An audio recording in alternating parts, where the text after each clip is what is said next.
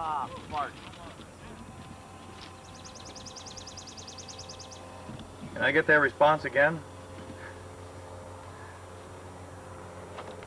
Great shot. I think they've got the distance markers in the wrong place out here, and it's certainly not my fault that I'm in the sand trap.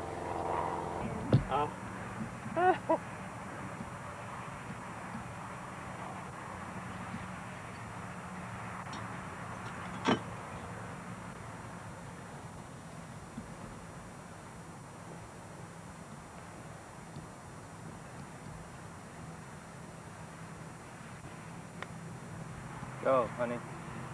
Go, baby. Who is it, Bill?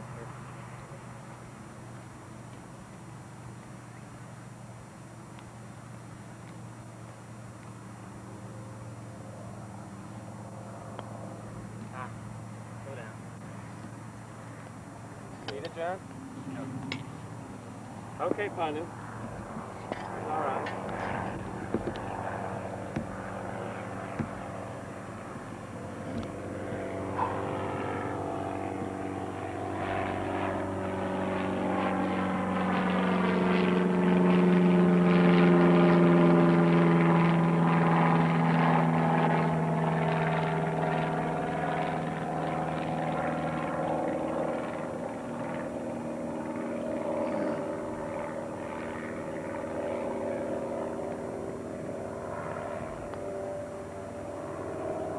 Get in. Look out. Good spot. Good spot.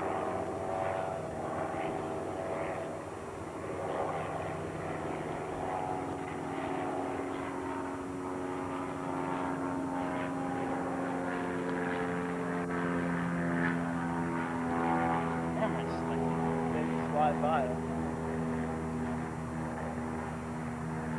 Knock it in, Jack. That would be nice.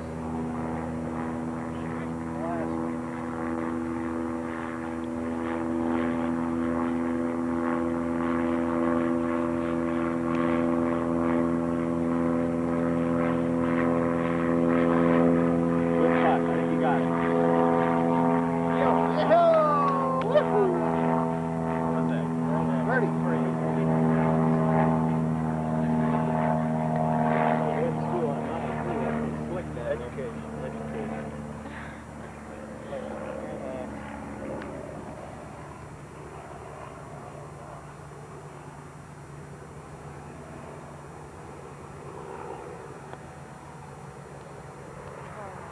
Knock it in, Bill. Easy five.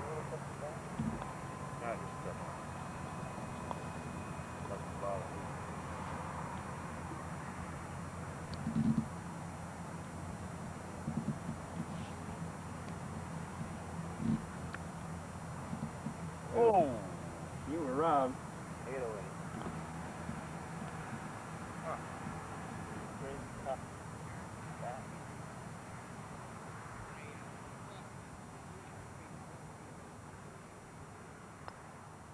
Good putt, Barry. Nice stroke.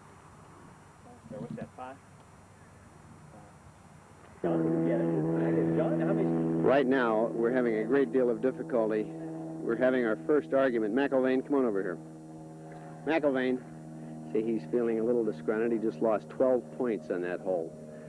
That amounts to $3, and that's a month's salary. I don't like it at all. I don't. The luck and the attitude out here, these country club players thinking they're some fancy Dan. Let's get the birdie shooter over here. Jack, the M&M boys are back coming on strong. Jack, congratulations on that birdie on that hole. Thank you very much. That was 12 points. That was worth 12 against the also ran. The thing to keep in mind is that we're only 2 holes into the game, and there's a lot of money out there for us to take yet.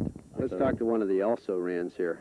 I'll tell you what, I was overhearing some of the conversation on the first tee, and I overheard Jim McIlvaine in his disgruntled fashion suggesting that his golf game was a little like the people that watch him find it disgusting. Now you know why we call them the also rans. I think that was disgusting, and you're relegated back to the clubhouse. This is a Christian family reunion. Catch us on the next hole.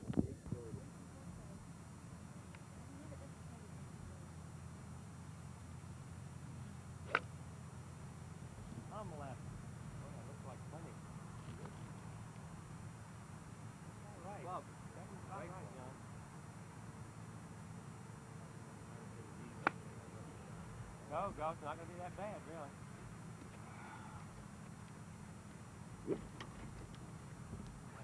really. Have just slightly better competition this year. We were able to sneak off and leave Stan back at the motel. We're sorry about that, actually, Stan. We need some philosophical uplifting out here. What I said earlier, can we walk to the cart? We're being pressed here for time. We don't want to miss the crabs tomorrow. I would say whatever was said about McIlvaine earlier probably is true. I didn't hear what the quote was. Barry is continually lying about his handicap. He's probably down to a 1, and we're going to have to adjust the scores at 9 holes. The big city boys, he's trying to put one over on us, and this just isn't going to work. You have noticed that Bill doesn't do too well when he plays with his dad, but maybe he can get his game under control here. We'll let Barry have a few words here. This is a Christian tournament. I lied about my handicap. Oh, all right. We like confessions out in the open sunshine like this. We'll get you on the next hole, David. Okay, we want a shot of you guys driving down there. Okay, here we go.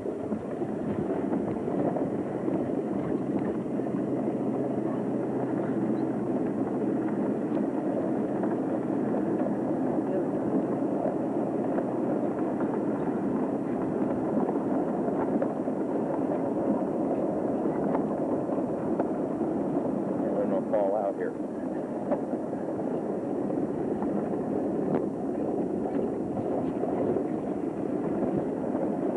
Okay, keep on going.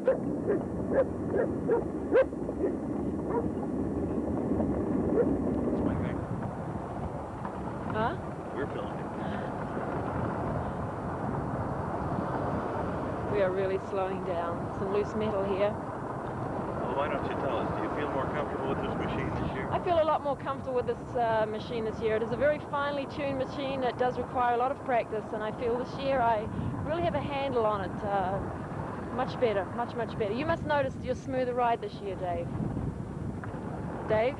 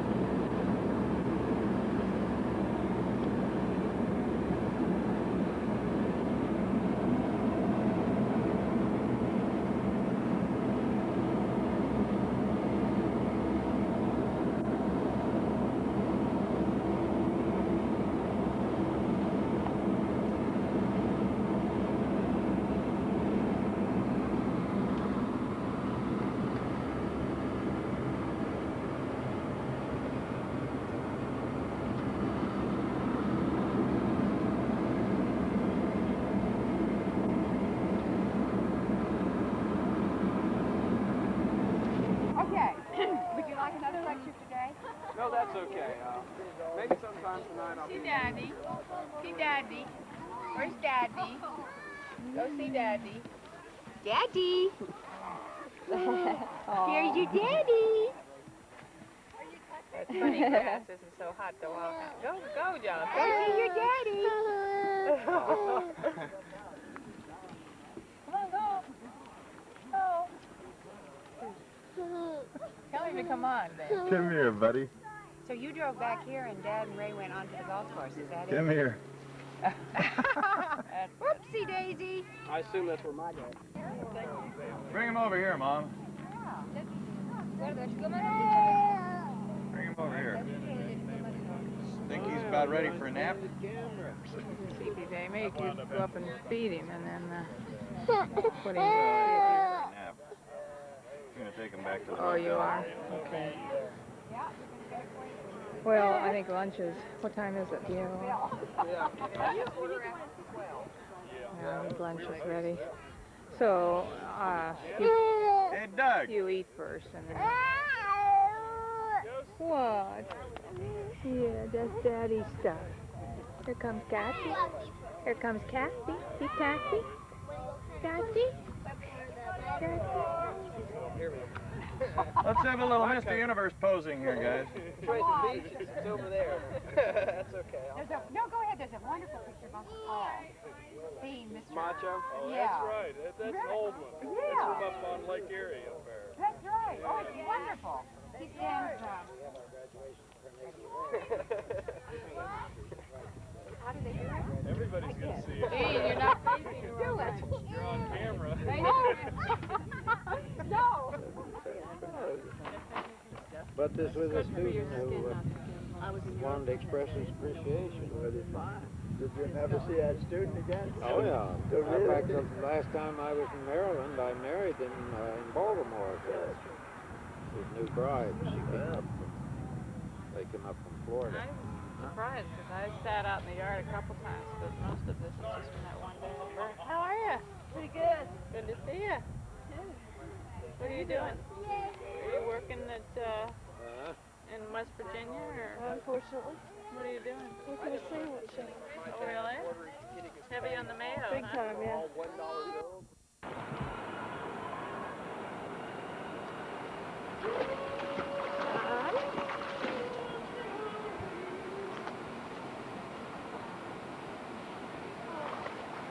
Put on this little trim in there.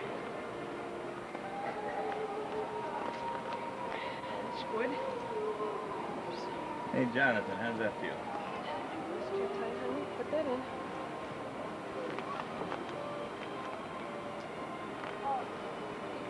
Say wah-wah? Going for water?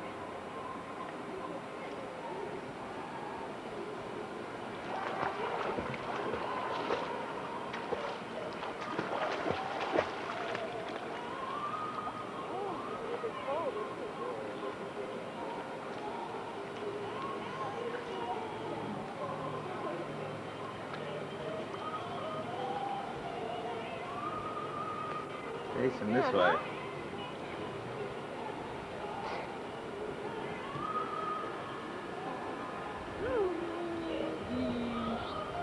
One swim.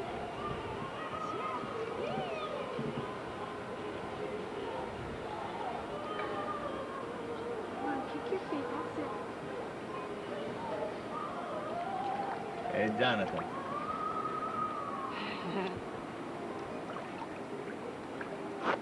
Take him out in the water. Okay, wait, let me show you how he jumps in. You want to jump in? Okay. Wait a minute, wait, 1, 2, 3. Wait a minute. 1, 2, 3.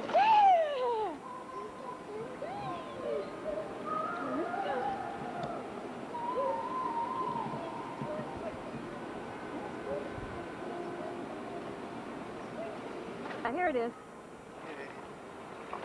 Swim. Swim. Here we go. No, That's it, let him stick.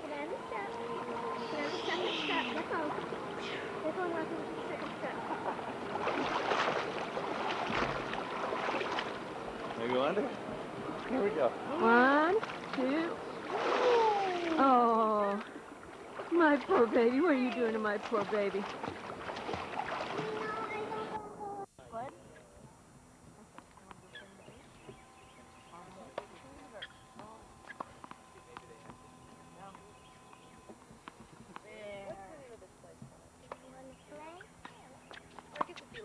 Oh, I can't.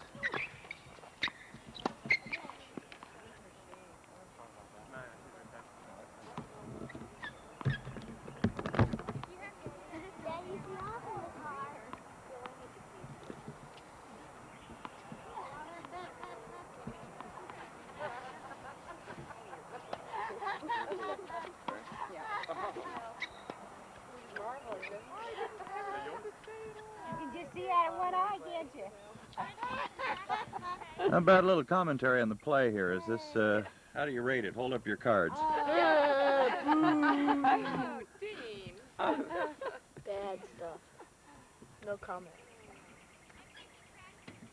We have a game in progress Well, here. now, here we have This is the a first young round of the lady. elimination. Here, look. Yes. Oh, Charles, yes. Charles. So they were leading 2-1? Yeah.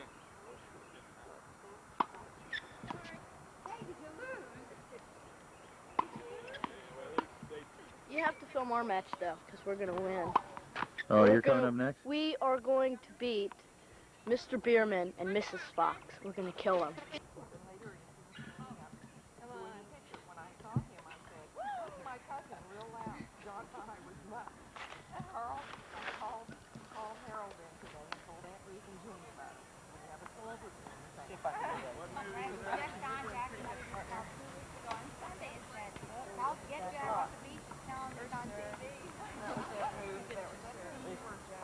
How long are you people going to, we need to release Lucy here for a championship here. No, I knew I didn't want to.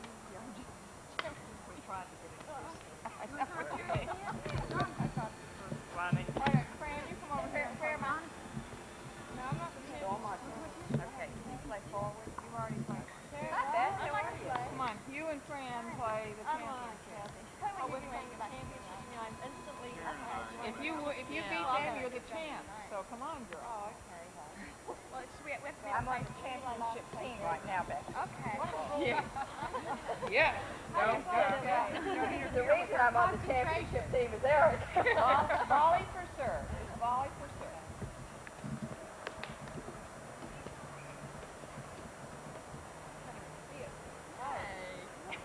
Why are you smiling, Lucy? What time is it? It's 4:15. Nice try, Kathy. Oh, one. You have to surf from out of town. You have to surf from You know, the sun is in my eyes. I know. I'm glad you said that. Surf from the brick. surf from behind Where's that the brick. net? Did you hear Kathy say that? Well, those are practice shots on one. Oh, we'll start over. Okay. Long way.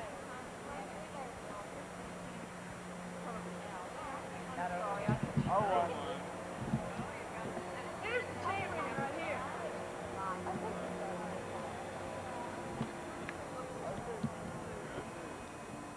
They play this game now. These are the champs right now. They're challenging me.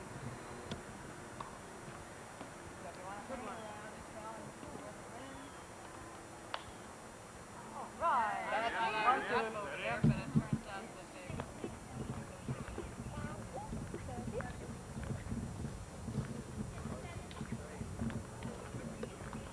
Hey, Dad. Just taking care of your kid. Okay. Keep your eye on the birdie.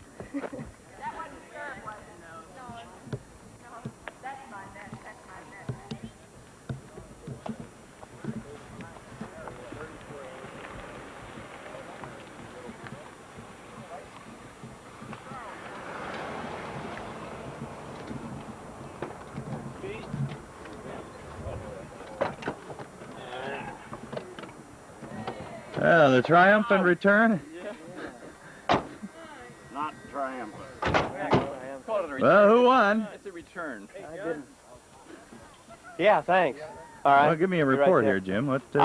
We were not successful against the enemy, and the bad guys won. The two young Montgomery boys emerged victorious, and I hate to say it, but they were the victors. Much better if I'd have had a better partner, and unfortunately, McElvain feels the same way.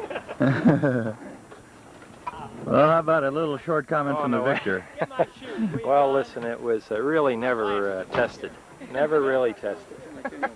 We're looking for some more competition next year. Ray and Stan came, and then we played. Don't two get that foursomes. bottle in there. Two foursomes. I want. Ed This Bruce is don't the like this is that. the spoils of You win the the golf? match. Yeah, Ed nothing Bruce Jack don't would like have that. one. Ah! Mollie was telling about Foul. Root beer, She Michelob has root some beer. Budweiser sheets. Fill me in on what's going on over here. A championship. A championship badminton game. Well, who's up? These guys over here are the champs. Oh, good. Come on, just keep the money coming in, fellas. Bill? No, I didn't lose. Are you losing your $700? All relatives. Yeah, We're all relatives. Well, you lost the first this year on Take the it all. first, did you? I remember walking all over that.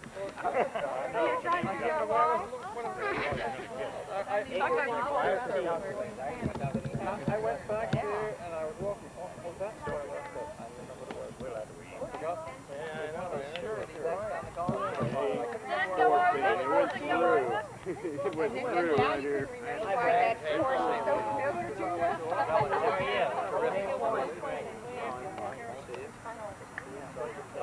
We got back from the church. Just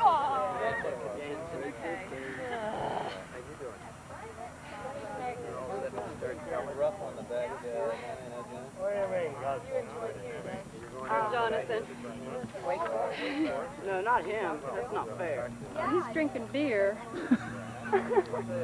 But don't drink. pretty people out here. You really have to hold the border to do it. All right. That'll be even I think you're right. Bill has story. That's okay. He just smiles. Wawa? How long was on here? Pretty I flat. don't think our long one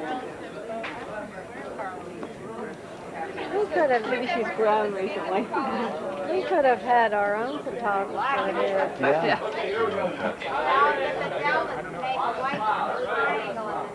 Come on, Jake. Come on, I remember. Shadow, the last time I remember was with your ear, your swimmer's ear. Yeah. I was. Oh, that was. Third generation. What I wanted was you.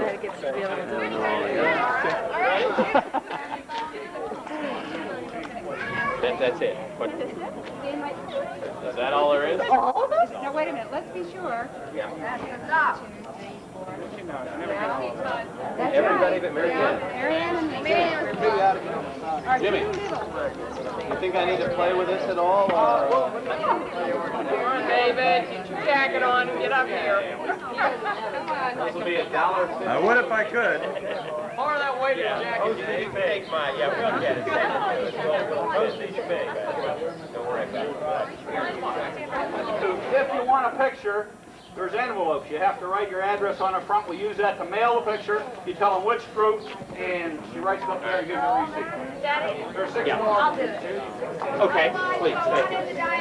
Thank you. I've got a Scotch.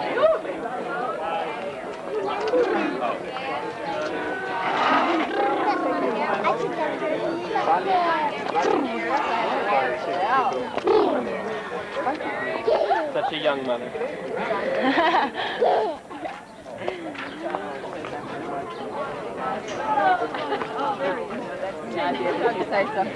That's my son here.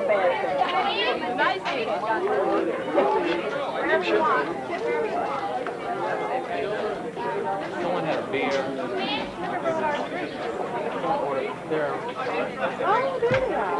Did somebody hit a beer? Yeah.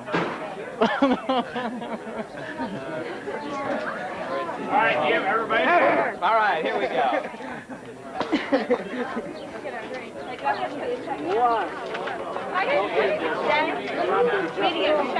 Check or cash now? Still looking for the Michelob. Hey, I'll take it. I'll take it. You take it. I'll take it. How much is it? I'll take it. $1.65. Okay. And I'll hold it for you. Okay. Okay. I'll hold it for you.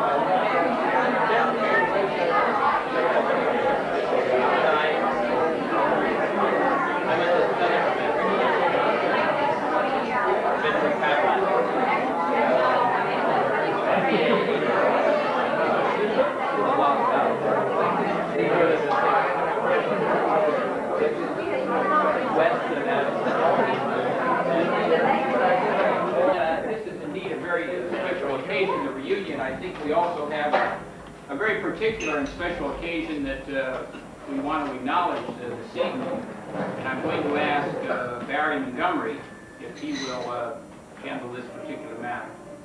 Barry? I'm sure you're all dying of curiosity. This has to do with an occasion that took place 50 years ago on the 27th of July, 1983, which makes it 50 years ago from July 27, 1983 would have been July 27, 1933.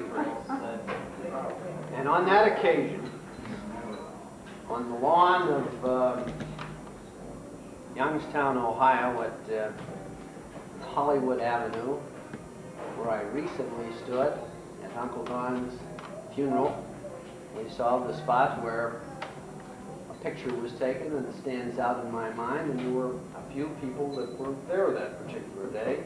And Ruth was there, and I'm not sure, Bob, whether you were there or not. I don't think you were there. Tom was there, and I saw Tom yesterday, and he said to be sure and send his regards and congratulations on 50 years. But starting from that point, I was not there, nor was Jack, nor was Marilyn. That's right. Kate was there. It was the flower girl. That's exactly right. And I'm not sure, did I miss anybody else? Margie was there. That's right. Emmy Lou was there. Jane was there. I'm going to stop there because there were too many there. But from that point, then it continued on, and just to give you a very brief background, at that time, my mother and father were living, my mother and father at that point, they became husband and wife at that point. They were living in Philadelphia, where they returned to. And from Philadelphia, where my father formed a church,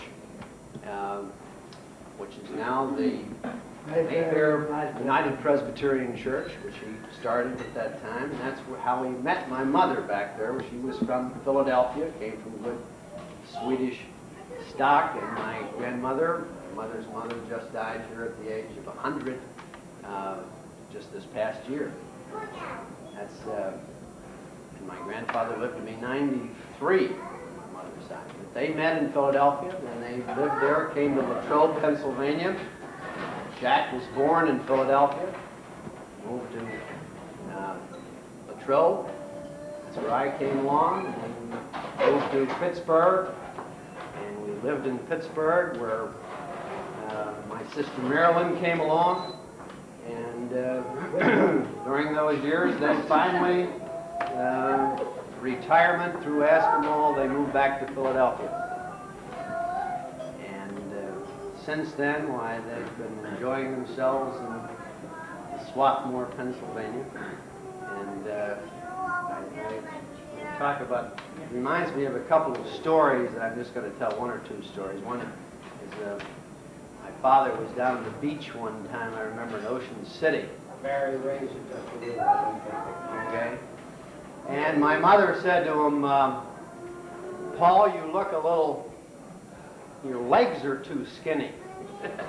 And my dad said, it is minor imperfections like that that prevented me from getting a better wife.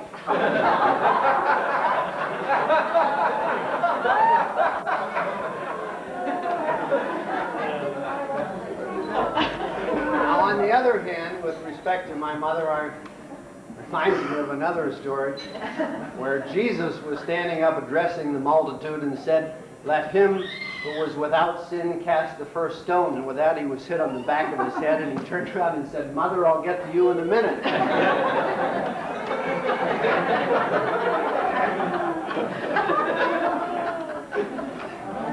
But we're here to celebrate 50 years. They're wonderful parents. Marilyn and Jack and I, we all love them deeply. My father is totally embarrassed over the fact that we're talking about loving our parents deeply here in front of this array of people, but we do. Look how They are great people, and we love them, and congratulations on 50 years.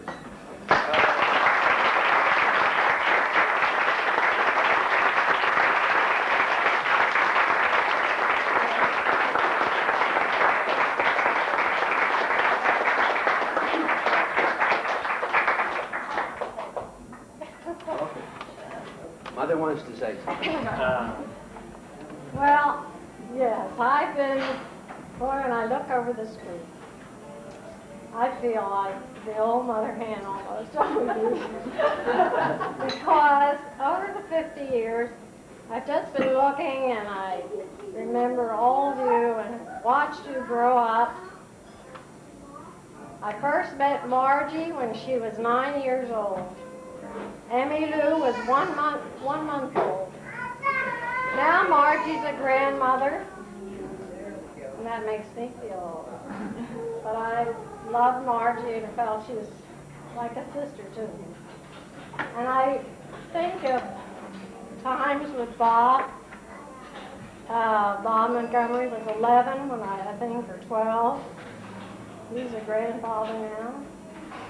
And when Bob was in college, you know, he just really made a hit with a girl. And they fell over him and he over them.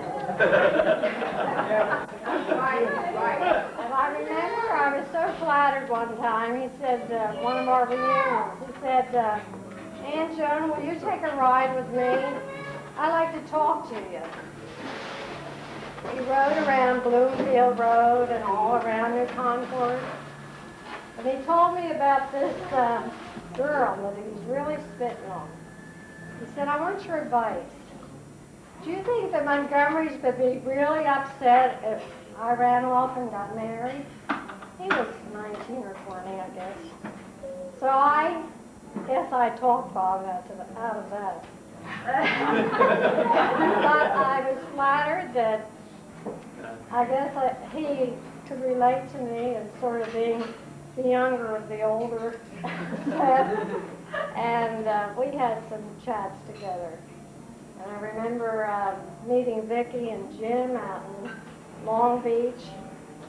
And they weren't married yet. And Jim and Vicki had just had a spat. And they were to show me around Los Angeles. Well, I had to talk Jim into reconciling with Vicki. And they got married the following October. But Alona was like, what, 6, and Carla 4. And then Catherine, our little flower girl, was 5. I didn't meet till the day before our wedding. But I just think, now you're the ones that are going to have to carry on the spirit and the loyalty of the group. We're sort of fading away. And I know you're going to do it because you all came back to this reunion, because we had so much fun.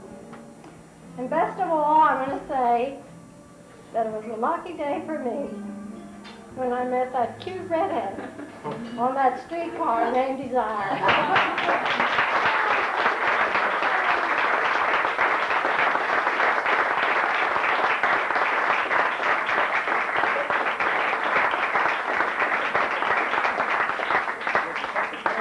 Maybe we'd like to have these two newlyweds cut the cake. That's only appropriate. Why don't I get over there?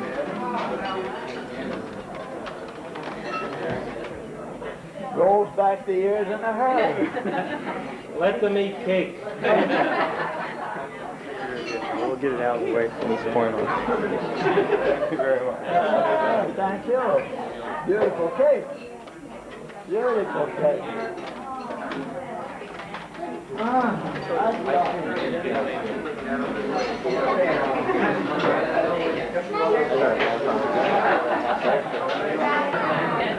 though some of you may be having reserves, before we start to lose everybody, I know some of the children are probably getting a little tired. On behalf of the reunion committee, of course, I want to officially welcome you. If you're interested, there are 65 people attending.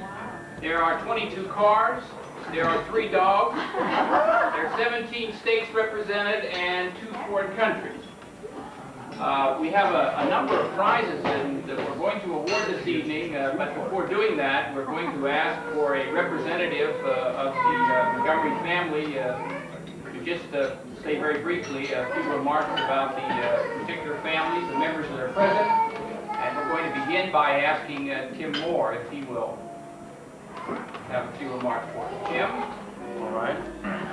Well, I've been asked to introduce the Moore clan. Now that the family has gotten big enough, and there's a lot of faces I don't recognize, I'm sure there are a lot of you who don't recognize me either. So I'll try to reacquaint you with some of the relatives. We come from 3 groups. We've got Catherine here on my left. My father and mother, who have not been able to make it, Tom and Nani. They're at the moment rather distant areas. My father's out in California trying to straighten out an architecture job he's dealing with. My mother's heading towards Paris at this moment. So we've all been kind of spread out recently. And then we have, of course, Ilona and Carla. Ilona, who has so wonderfully pulled this together along with Mollie, and Carla too, and well, Carla, you're here. And your 3 kids, Porter, Lexi, and Charles, and her husband Bill, and of course Tom, who you all know by now, and Tori and Dean, who are, well, I see Dean. Tori's around someplace. Let me not forget my brother Peter here. Thank you very much. All right. And of course, Catherine's 2 kids, Wynn and Melissa, who are somewhere. I'm here, Tim. Very good, Wynn. Melissa, who I don't even think I've seen yet. Must be around somewhere. There she is. Maybe your name. And let me not forget one other member of the family who is not here, Carl and Ilona's mother, Vicky, who was not able to make it. But that is the Moore clan, and we've been all a bit probably disparate places this year, but I'm glad to see we're all back together. So that's us.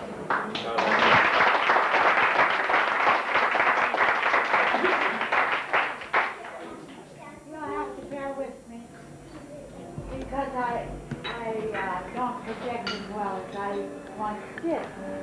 But I think that the one person of the Moore family that we all miss this year is Rex. And so I would like to propose a toast at this time to my father, Dr. James R. Moore.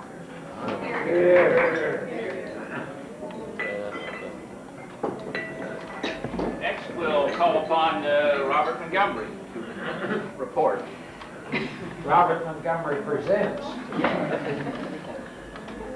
Well, I think most of you know I indicated that a week ago yesterday we added the latest member to the clan. Son Denny was married in Niagara Falls, and some of us were up there. Denny's out on the West Coast. Lieutenant Commander in the Navy is leaving Judge Advocate General's Corps and is going to NYU in the fall to do a master's in labor law. My son Robert, I'm never quite sure where he is, roaming around the country from here to there.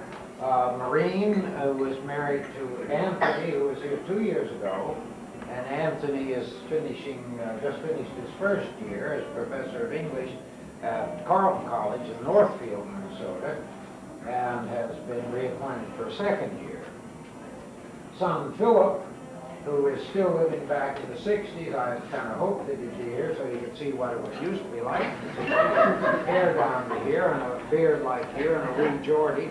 I called him this morning and told him I hoped they would make it because I called him to say, because Mollie told me we were supposed to wear ties and jackets. I feel that's style. But anyway, he was planning to come, but he had to have his car fixed, and it was in worse shape than he thought, so he regretfully was not here. And so that's, I think that covers the family. And I'm delighted delighted to have my guests that you've all welcomed very warmly into this group, my dear friend Zoya and her daughter Carol. Oh, and my grandson. Oh my God. Well, you see, I think I'm the only grandfather of the second generation. Oh, no. Oh, no, I'm sorry. Well, I tend to block this out. He's too young. In psychology, we call selective perception. I block that. But of course, yeah, Robin, who is, if you'll pardon the expression, spitting on the flag because he's going to Worcester, partly out of my advice.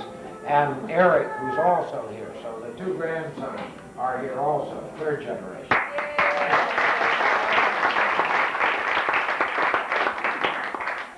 Marge Pollock, the extent the record needs corrected after those remarks, it's your turn. Well, I was going to say earlier, but I tell Eric and Robin showed up here that I was doing my share in bringing the grandchildren to this group because I do have the newest member of the family, who I'm sure you have all met, Jonathan. And I also have brought along my Italian grandchildren. And I think that I'm sure that all of you by now have met Luciano and Miranda and Valentina and Laura, and I'm certainly delighted that they were able to come, and I'm sure that they have added to this family reunion. And as long as they're in the States, I'm the mother, and I call the shots for that family, too.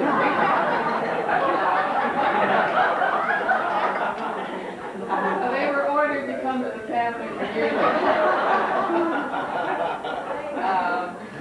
The rest of my family is also here, Dick and Kathy from Plattsburgh, New York, and David and Fran from Chicago.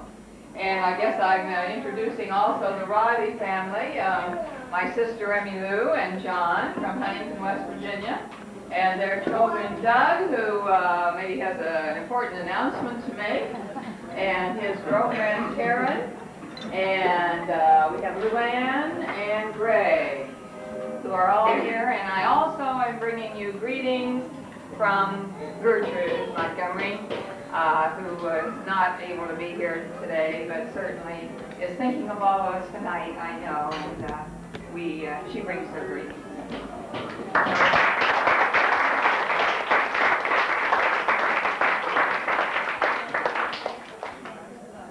Next, Mollie Montgomery. To the extent there's been an omission, Mollie, you may. No, I didn't think that Dave and Fran get Oh, okay. I'm sorry. I would like to start with my dear mother, Aunt Ruth to most of you, who just celebrated her 82nd birthday.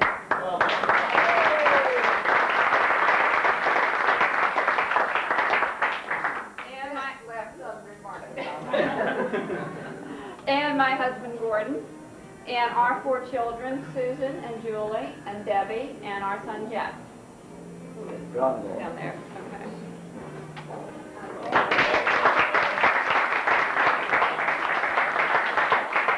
Next, we'll hear from Jean Kohler. Jean, if you'll sort of move into the center here. In the camera.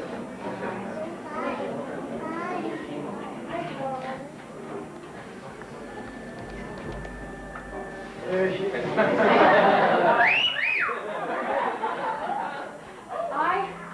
I'm so nervous.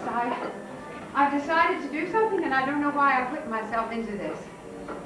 But calm down.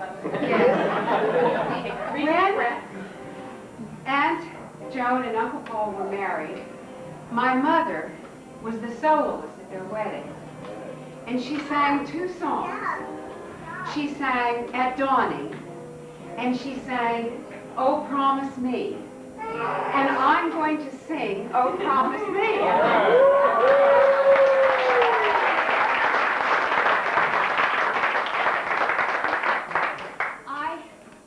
Ask them to play it. I mean, if we had a piano here, I wouldn't be so nervous because Stanley would be accompanying me and giving me support. But I saw Mother just the day before we came, and I told her about the reunion. I've been telling her about it's happening from the moment we heard from Mollie and Alona. And I said to her, Mother, I yell at her, Mother, you want me to give your love to everybody? And she sort of smiled and she nodded her head, and so I'm singing this for her. Oh, promise me that someday you and I will take our love together to some sky where we can be alone and faith renew and find the flower that those first sweet violets of early spring that which come in whispers thrill us both and sing of love unspeakable that is to be. Oh, promise me, oh, promise me.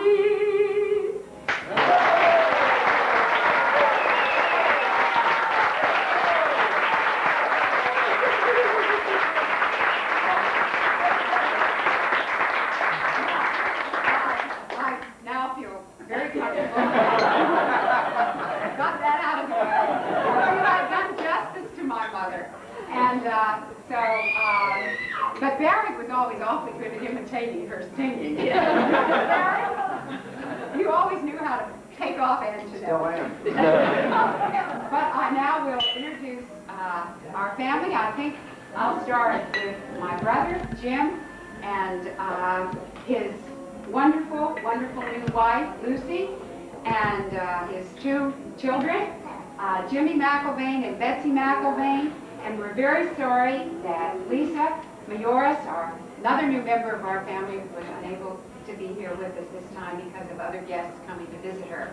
That's the McIlvaine family, and then the Kohler family, of course, my husband Stanley, and Maggie, and I sort of forget, Ray,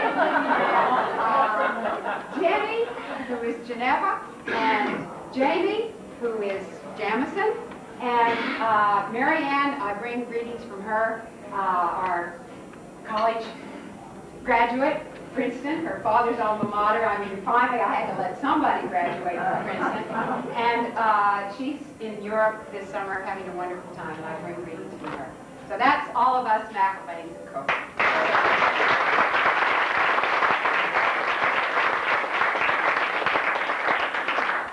The last individual certainly needs no introduction, but and a man who's never without a loss for words, Jack Montgomery. How much time do we have? Well, my brother would like to sing "Oh, Promise Me." Oh, we're short of time. We should applaud. Needless to say, I'm delighted, and you've probably heard more about a part of our family tonight than you ever expected to hear, but I'm sure it was well worth it, and I add my congratulations to my mother and father for their endurance, why they waited 22 years to have their first child on their own. But I'm certainly proud to be that first. Let me introduce the Paul Montgomery part of the family. I will start from the youngest and probably the most attractive, although there's going to be a little contention here.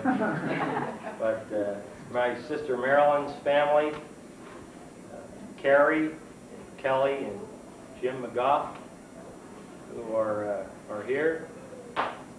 My brother, who you've seen, Barry, for those of you who don't remember his name, and his daughter Brooke, who is back here, and his other daughter, Jennifer, is presently over in Spain, so I'm not sure if that's the third country represented, but certainly it adds to the international flavor that the Montgomerys probably have. My family, my wife Ann, who has participated in accommodating our two sons, Bill, who's in the back, and Todd, who was here last evening, but unfortunately had another engagement over in Washington. And most certainly my mother and father, who are here and 3 days away from We are, needless to say, delighted to be here. And for those of you who would like to hear Barry sing like Camp Geneva, that will be back at the house at maybe 11, 11:10, depending on how soon we get there.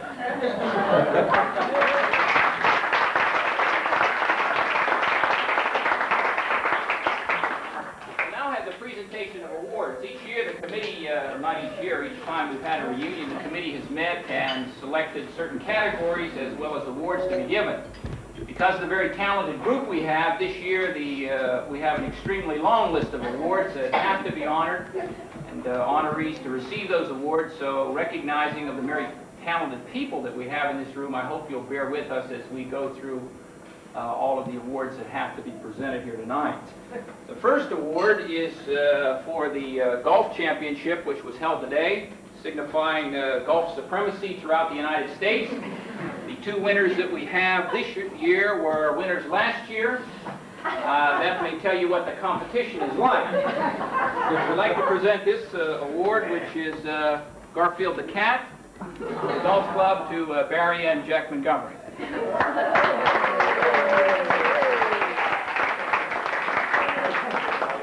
gotta remember this is a Montgomery clan now. There's not a whole lot of real Montgomerys. What else would you want? The next category will... Jack, anything more you want to say? There's only one? Here, mail it to me in December. The next award is for tennis, and there we had a doubles winners of Wynn Michelson and Marilyn McGaw. And again, for them, we have an award for supremacy in tennis. Garfield the Cat with the tennis racket.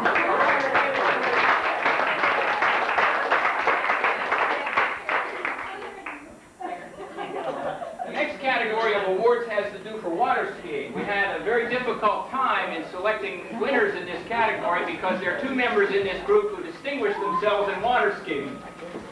But the committee, after a considerable amount of deliberation, has determined that Greg Reilly should be the winner of the water skiing award.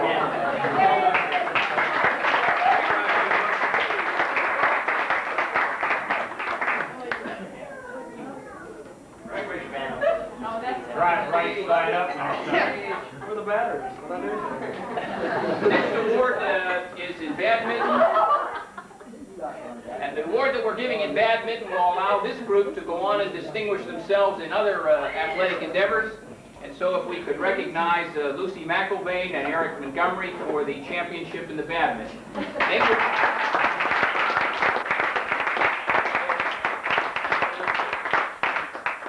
Awarded a phone ring toss. For Eric, because I was on his team. The next category is the most family members present and the biggest increase from the prior reunion. And there we'll ask the members of the Fox family, the Bierman, the Michelsons, and the Moores to rise.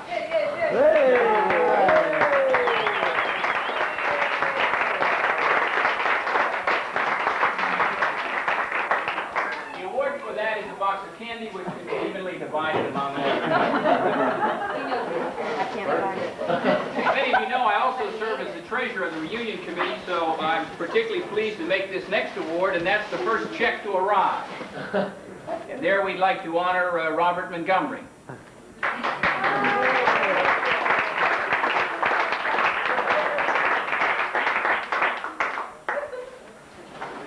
The next award is the last check to arrive, and there we're going to honor the Bierman.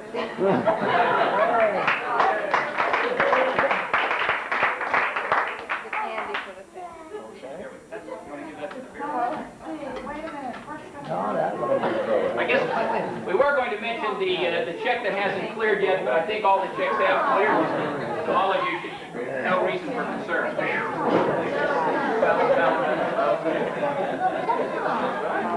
The award that goes to Robert Montgomery indicates I'm number one, why try harder? The next award is in the area of crabbing. The crabbing award, we had two winners in this category. The first award goes to Lexi Bierman.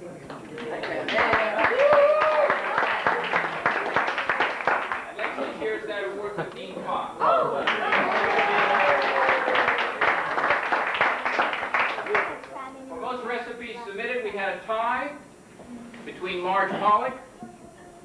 receives a cookbook.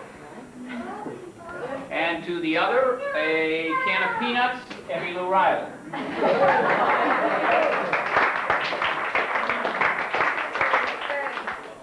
Hey, you may want to open that and share that with some members at the table.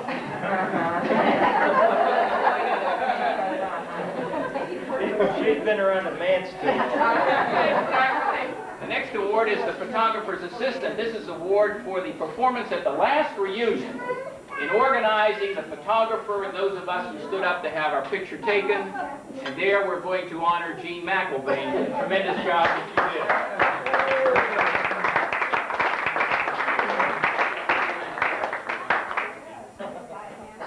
did. Next is to the newest in-law. What we are awarding here is a paintbrush notepad, so that this individual will be able to record certain notes that she might like on members of the various families, so she'll be able to remember some of those people as she goes home and thinks about what she may have gotten herself into. Lucy McElvain.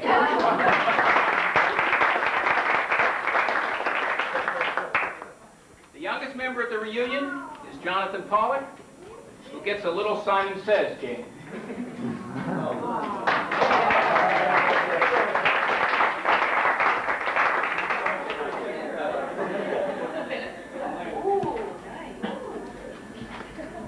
The next category you may have noticed was in the brochure, and it was called the Montgomery Nose.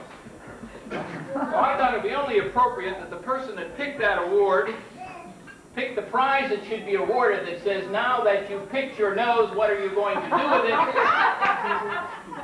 And as I said, the person that selected that category should appropriately receive the reward, Mollie Montgomery.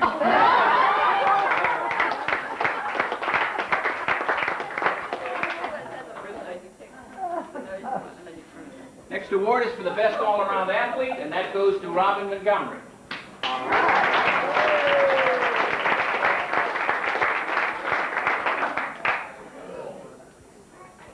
The farthest distance from a foreign country, Luciano and his family.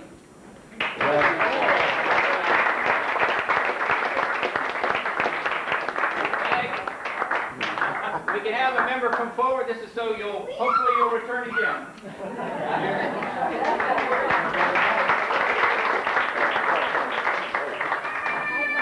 Members of the farthest distance from a domestic location, Wynn, Melissa, and Catherine Michelson.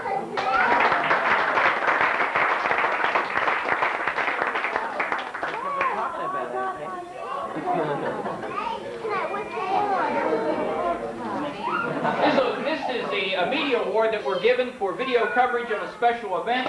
And we have diddly boppers that are to be worn by this individual, David Pollock. We're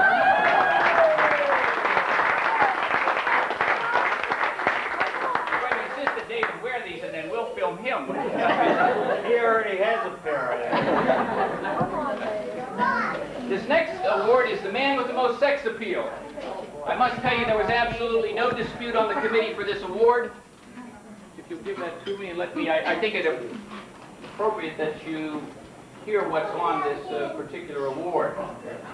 For men, now you don't have to be born with it, a provocative, stimulating blend of rare spices and herbs created by the man for the sole purpose of attracting women. Splash on the face, neck, or chest. The more sex appeal, the better, because man can never have too much. As I said, this gentleman was an undisputed choice for this, Paul Montgomery.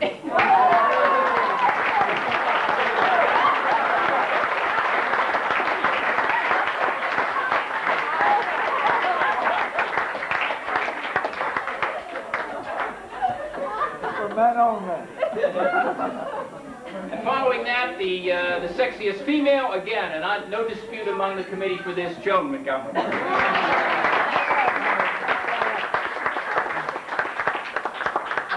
Guys, senior citizen. Thank That's you, right. senior citizen.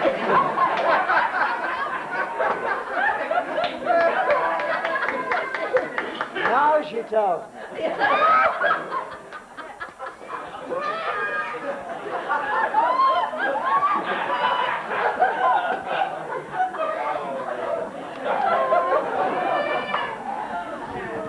The next award goes to the last to arrive, and I think appropriately so for these two individuals who apparently didn't know when the reunion was scheduled, had difficulty renting a car and getting here, had problems with their car. We're hopeful that Tim and Peter will take this notepad, paintbrush, and at least record the event so that at the next reunion they'll be here both on time.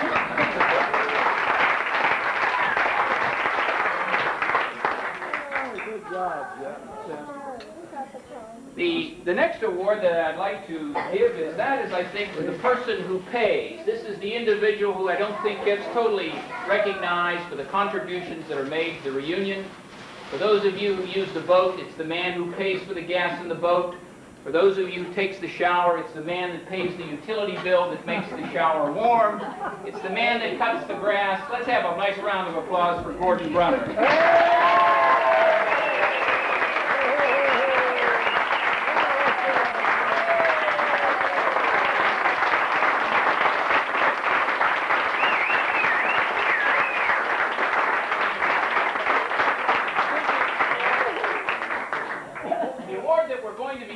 Button and it says, "I'm so broke I can't even pay attention."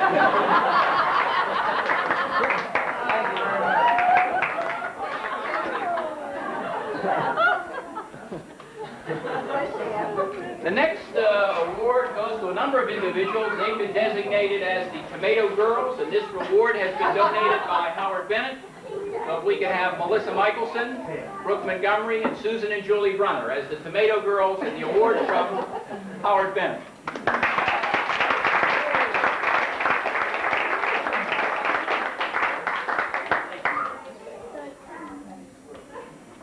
Now we have some additional special announcements, and the first individual I'd like to recognize is John Reilly. You may have noticed among our midst here today a stranger, tall, dark-haired. That's our oldest son, Doug.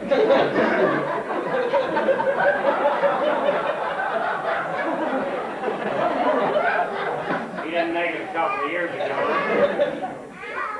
I feel what he said today, something about now that he's graduated from college and has a job, Mom and Dad are going to have to be ashamed of being seen with him. I forget how he said it.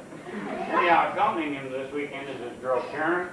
They announced their engagement a couple of weeks ago, and now this has to be a surprise. 1 month from today is the next family reunion, and none of you know it. You're all invited to Huntington, West Virginia, August 20th. Emily Lou and I are very happy to invite you to meet our new daughter-in-law, Karen, on that date, and witness her becoming our daughter-in-law.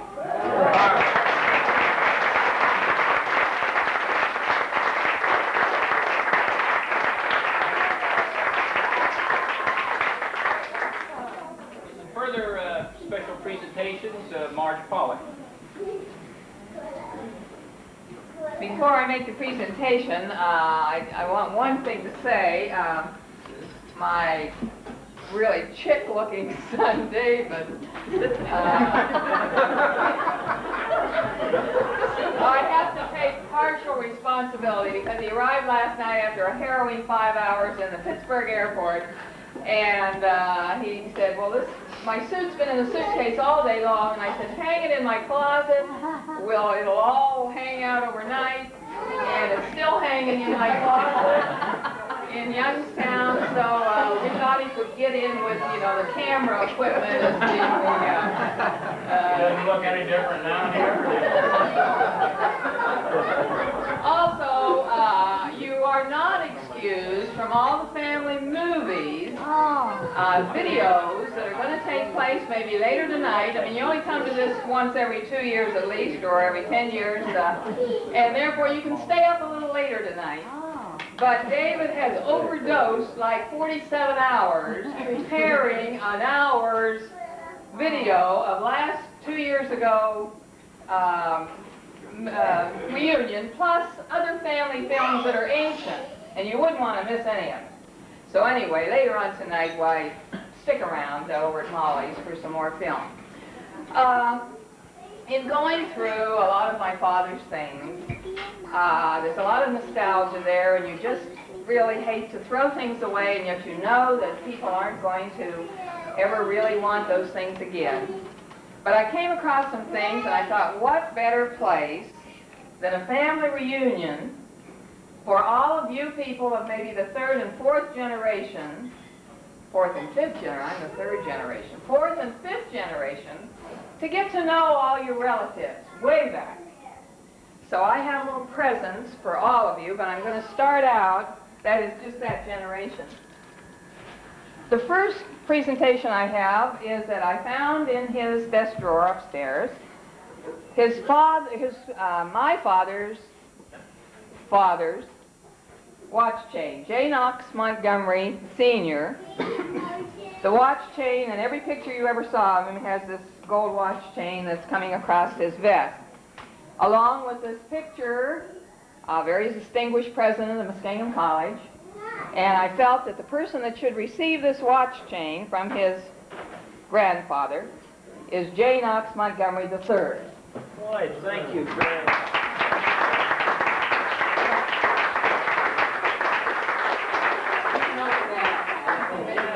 I want to do that. Thank you. You'll have to wear a vest. Well, I do most of the time. Not on there. No, I don't think grandfather did either. Listen, it might surprise you. I wear a vest a lot, so I'll put it to good use. Have a watch on the end of it. Well, I got one of those for my other grandfather.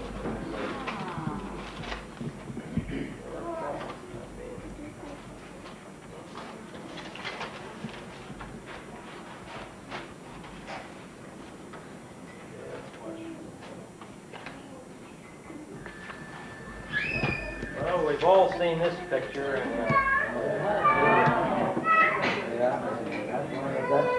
I think I take everything I said back about the facial hair. You'll look good. Thanks very much, Mark. You're welcome. Appreciate that. Well, that's amazing. That's terrific. Okay, now I have something for this next generation. You got one there? Yeah, I got here's an extra. No, that's a song. No, that's a song. Here's an extra. You want one? Who needs a program? Back in the back. As we say, coming to worship is quiet before the Lord, remembering that God is our help, and we are in the name of the Lord. We ask His guidance and direction as we meditate upon His name and upon our part in the work of His kingdom on earth. Remembering that great is the Lord, and greatly to be praised in all the earth. It's a pleasure to once again, and I mean that very sincerely, remembering 2 years ago when we gathered here for worship out in God's canopy of heaven, to meditate upon the Lord our God and all His works of wonder. And so we are pleased to be here today, and it's an honor for each of us to be able to worship side by side, and with all in spirit who have gone before, but are with us just as much in spirit now. So let us together open our service as we sing. And I've asked Margie, who has set up this worship service program, and I might add, not being facetious, that I would give Marge not over 6 weeks in any of our seminaries to receive her Bachelor of Divinity degree. She could do it. Bless you, Marge. Well, I'm an alto, so I hope I don't start you too low. But with 60 voices here to sing, I need all the help I can get, and we don't have any accompaniment. Last 2 years ago, we did have a little guitar accompaniment, but this year we don't have anything. So that means you're all a cappella, but I know you have gorgeous voices, and I want to hear lots of harmony on some of these things. But we will start with For the Beauty of the Earth, and we will sing verse 1 and verse 3. For the beauty of the earth, for the glory of the sky, for the love which from our birth over and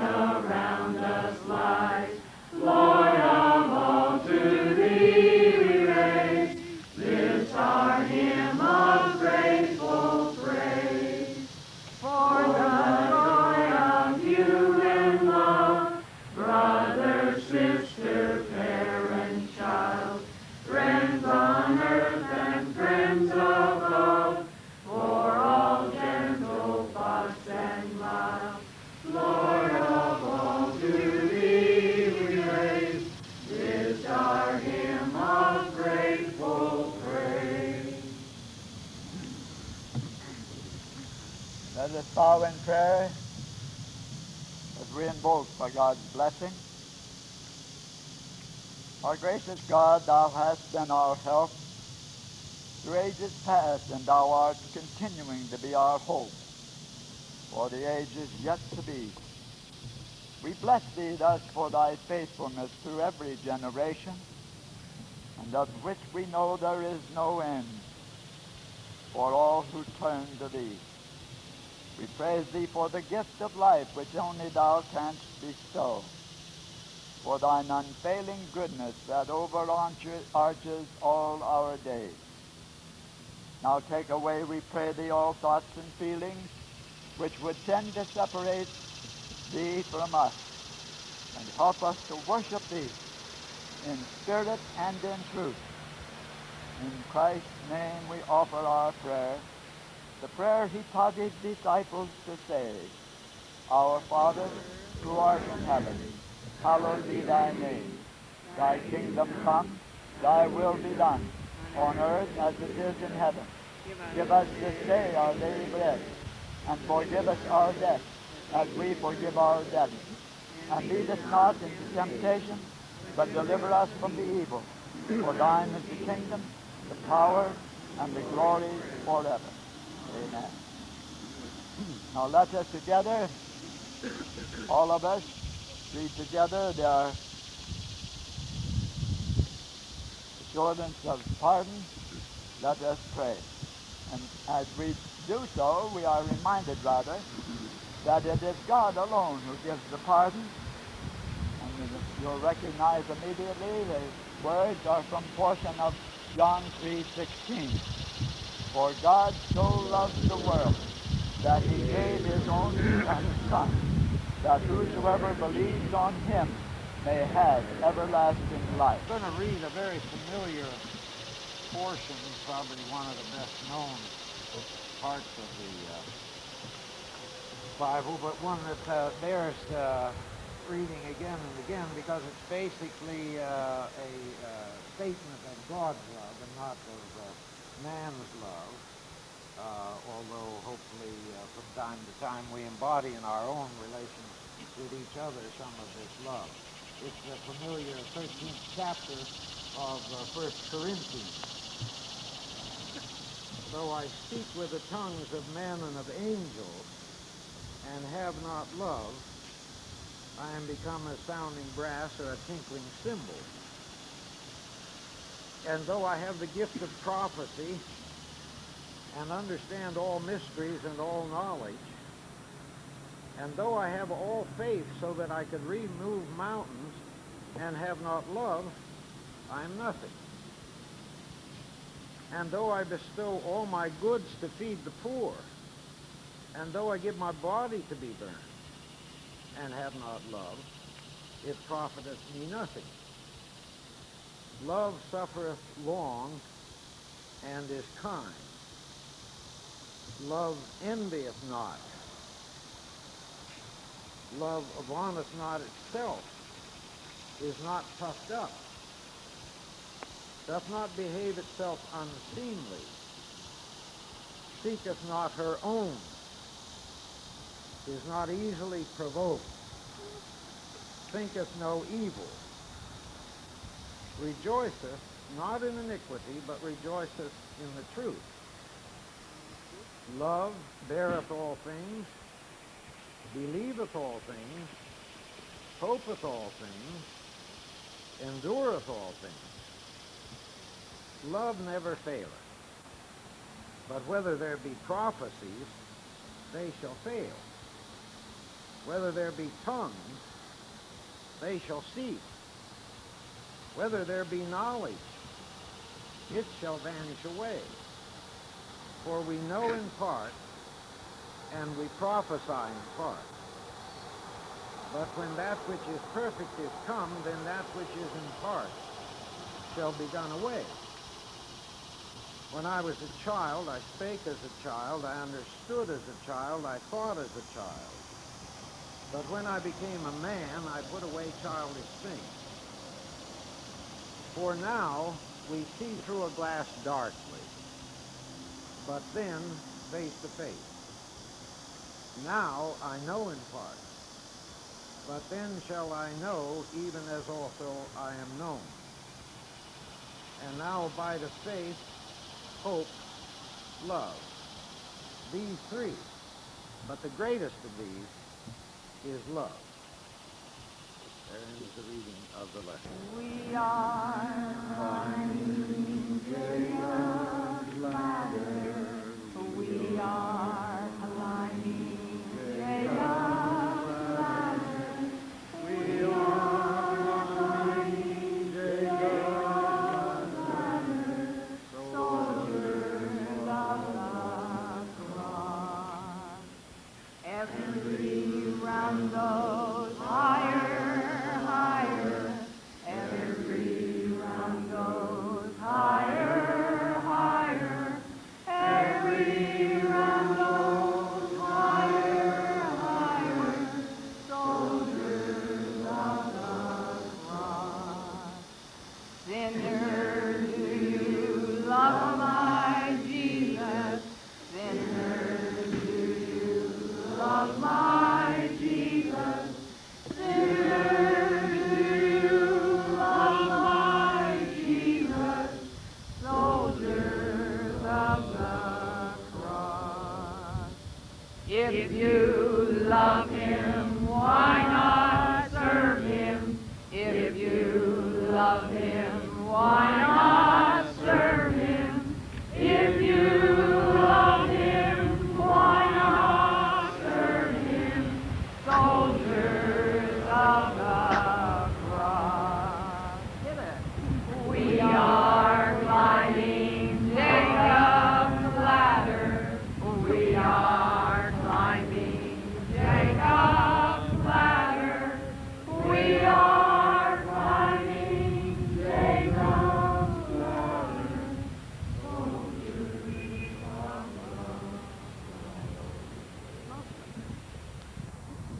Now, this year, though he looks like he ought to belong to the patriarch, Robert, with your distinct gay appearance, but you are really the youngest minister now in the younger connection, are you not? I'm the only one in the second place. I give you my blessing. I give you these. Anyway, we're very glad indeed to have Bob, and I could recite a string, if I only knew it all, about Bob and his works in the past and accomplishments and his work today. But I've asked him to not be too modest, but to stand up and tell the rest of you, as well as myself, about his work in God's kingdom and in the services of humankind at this time. Roots on our head. So I think that the greatest tribute that we, the living, can pay to our blessed dead is to face today and tomorrow with the same kind of integrity and devotion that they gave in their day and time.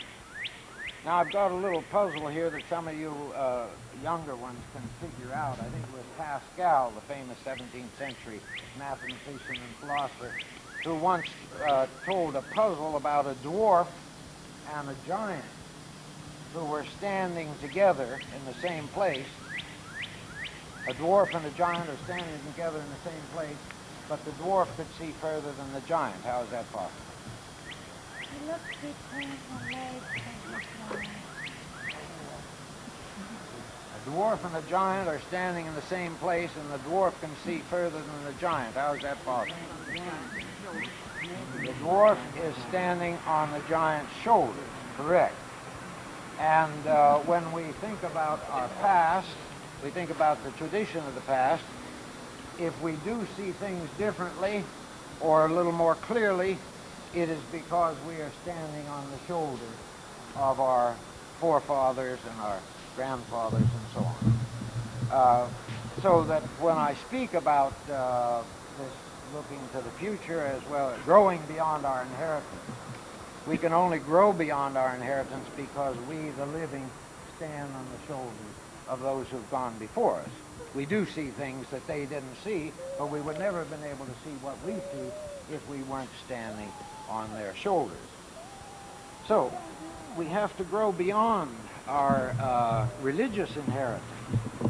Now, I directed in Switzerland in June for 2 weeks an institute up in the Alps, Swiss Alps.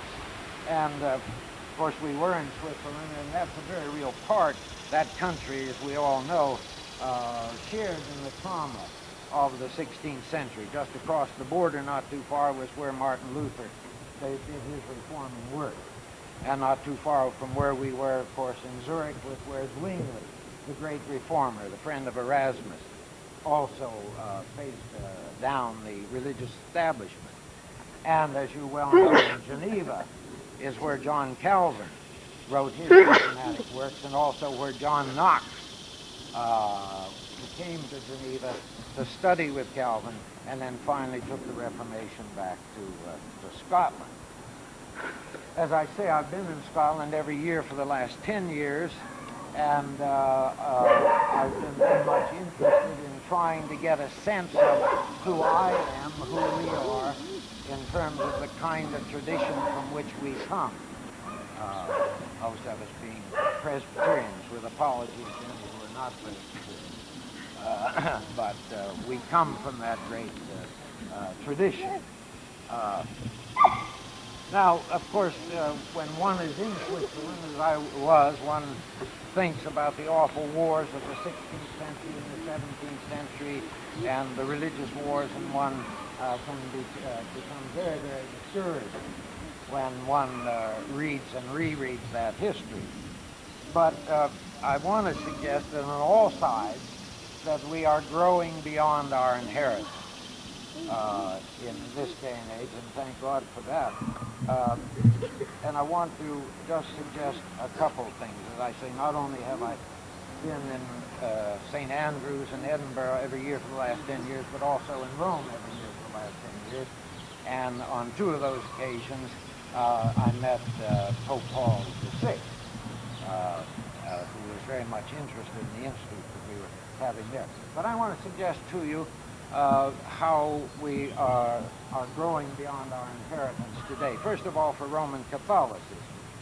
Growing beyond our inheritance has meant growing for the Roman Catholic Church today, growing beyond the formulation of the Christian message that took place at the Council of Trent in the latter part of the 16th century.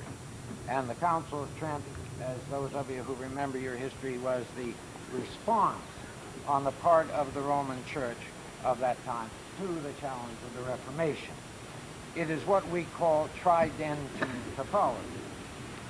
And the Roman Catholic Church throughout the world, in some places more than others, has finally is in the process of growing beyond that inheritance, because in the Council of Trent they defined their view of the Christian message vis-a-vis the Reformation. Now, this past October was the 20th anniversary of the Second Vatican Council, which took place in Rome, the largest council ever held in the history of the Church. It was the 20th anniversary of that, and the Second Vatican Council actually represents the end of Tridentine Catholicism, a Catholicism that has dominated for 400 years. As a very dear friend of mine, Father Gerard Beckes, who's the prior of the Benedictine Collegio San Anselmo in Rome, said to me that the Roman Catholic Church is losing finally its fortress mentality. And for 400 years it has, so to say, built a wall around itself to protect itself from the challenge of, first of all, the Reformation and the modern world. This came to a head in the famous syllabus of errors of the last century, where I think it was Pius IX promulgated his papal bull, the syllabus of errors, and that from which practically everything going on in the modern world was considered heretical. And that is one of the reasons why in intellectual and academic circles to this day it is often said that anti-Catholicism is the anti-Semitism of the academic world. And because of this fortress mentality, that you had in the Roman Catholic Church defending itself. Now, Blessed Pope John the 23rd called the Second Vatican Council, and as Father Beckett has said, now as a result of the Second Vatican Council, Tridentine Catholicism is on its last legs, and the Church, the Roman Church, no longer sees itself as a fortress defending itself from the modern world and from the other challenges, but more as a garden to which people are invited to come in, look around, enjoy the flowers, the beauty, and so on. So this represents a growing beyond the inheritance for Roman Catholicism, a very decided growth beyond inheritance. And it's been very difficult for the Roman Catholics, those who have been used to hearing Mass only in Latin, and so on. But, of course, to get a sense of how we've grown beyond the inheritance of 400 years, one must remember that in the Second Vatican Council, the best seats in St. Peter's were given to what Pope John called our separated brethren. Our separated brethren. Not heretics, not so on. If you go back and read the 16th, 17th century, the things that were said about each other. But now they were called our separated brethren, and they were invited to Rome, invited to be a part of the Second Vatican Council, and everything that went on was heard, listened to, and commented on by Protestants. Well, that represents what I want to suggest, a tremendous growing beyond our inheritance. So, Tridentine Catholicism is on its last legs, and there is an entirely new one. Those of it particularly strong in Europe, but also in this country, where there is a lot of interchange going on between Catholics and Protestants. So I suggest that that's what growing beyond our inheritance means for the Roman Catholic branch of the people of God. It has been said that there has been a greater explosion of biblical knowledge. More has been known since the Second World War than any time in the 100 years prior to that. So that the Bible is a new book in many, many ways, and what Protestants have to do, and this is what the moral majority doesn't understand, what Protestantism has to do, we have to do, is to grow beyond a lot of our inherited views based upon an understanding of Scripture which is inaccurate. Now that's where we have to grow beyond our inheritance. Again, and we would only have this understanding of Scripture if we have not been before on the shoulders of giants who've gone before us. But for example, for Protestants, because this year, as you know, is the 500th anniversary of the birth of Martin Luther. And if one were to ask the question, what is the basic theme and emphasis of the Reformation from Luther on Calvin, John Knox, it was justification by faith alone. And all that which is, so to say, been the foundation upon which the Protestant understanding of Scripture has been based, that has to be re-examined in the light of our understanding of Scripture. I can put it this way. Too often, St. Paul has been read through the eyes of Luther and not, so to say, had a chance to speak for himself. So that's what growing beyond our inheritance means for us who belong in the Protestant tradition, namely that we have to take advantage of the biblical, since we are a people of the book, devoted to the book, but we need to read the book now with all the tools of critical scholarship, and the Bible becomes a more lively, meaningful book than it has ever been before. Now, it's time when I say finally, that I warned you, so don't get too optimistic. I want to make two observations about all this. First of all, as I said, this is the 500th anniversary of the birth of Martin Luther, and Europe very much, in Germany and other parts of Europe. This has been acknowledged again and again. But I want to make two observations about this where I think both Protestants and Catholics have to go beyond their inheritance. First of all, we must remember that Luther's basic question, which is this is the question that lies in your psyche, your unconscious, if not in your conscious. The basic question was, how can I find mercy from God?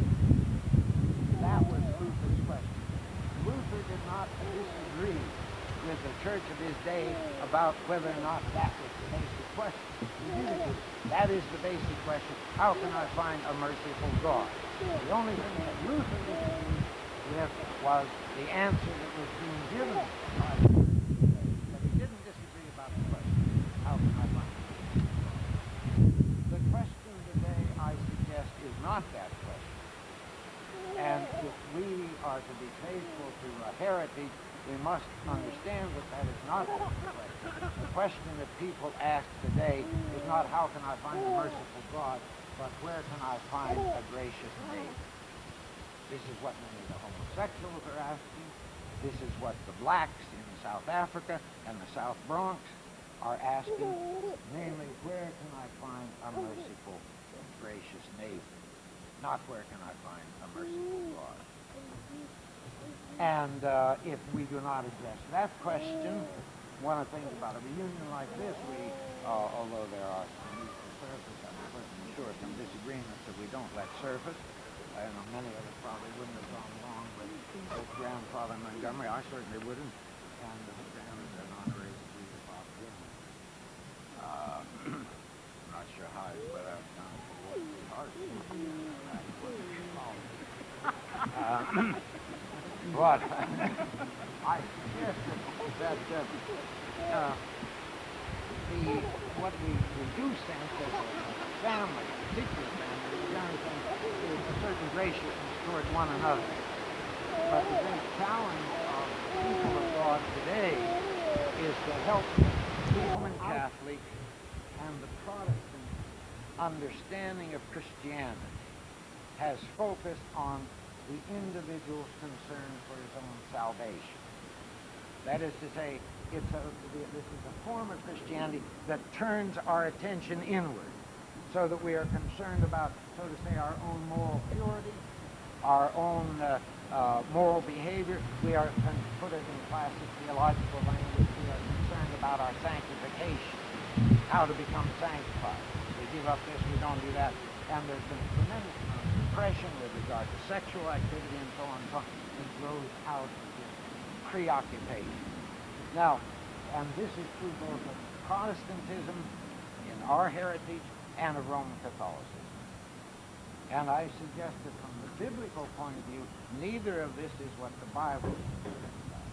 The Bible says, forget about your sanctification. You are here not for your own sake, not to save yourself, but you are here for the sake of the world. And so what the world really needs today and wants today and doesn't know whether it's possible is there such a thing as a community where people are concerned about one another? Here's where we have so much to learn from the Jewish tradition. Namely, that the primary function of the people of God is to so near their life that they witness to the world what it means to bear one another's burdens and to share with one another.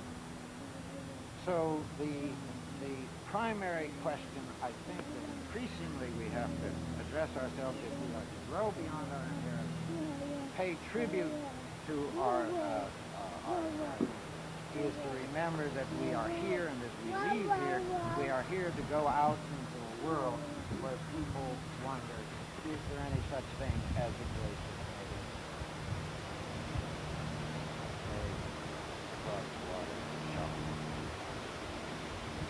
The time in our service when we remember with love those who have passed from this earth to an everlasting life, more wonderful than any of us can ever realize. For Jesus said, whosoever believeth on me shall not perish, but have eternal life. We are all part of God's family. we wouldn't be here if we didn't feel that family ties are important. There are 65 of us that have been having a wonderful time here at Tranquility this weekend. But I'm convinced that up there on Cloud 9, there are 16 of our members who are also having a wonderful reunion, especially with 2 who have just left. Tim Moore is going to eulogize his grandfather, Rasmus Montgomery, who died, or Rasmus Moore, who died June the 7th at the age of 93.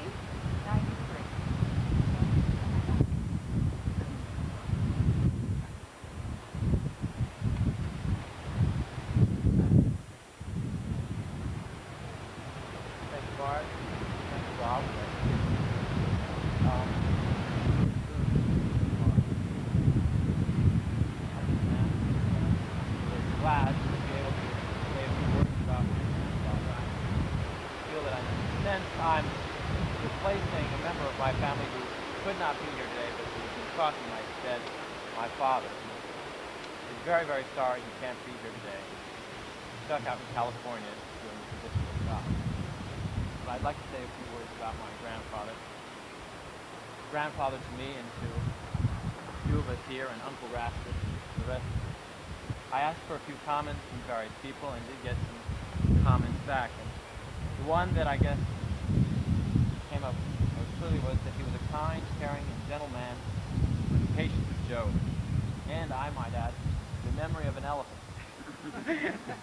I remember when I talked to him in 1981 when I went out to Phoenix to see him. I wanted to find out more about our family history, and so I asked him questions about his early life. Grandfather, in his slow, careful speech, told me about his parents, his early days in Ohio, meeting my grandmother, his college days, and so on.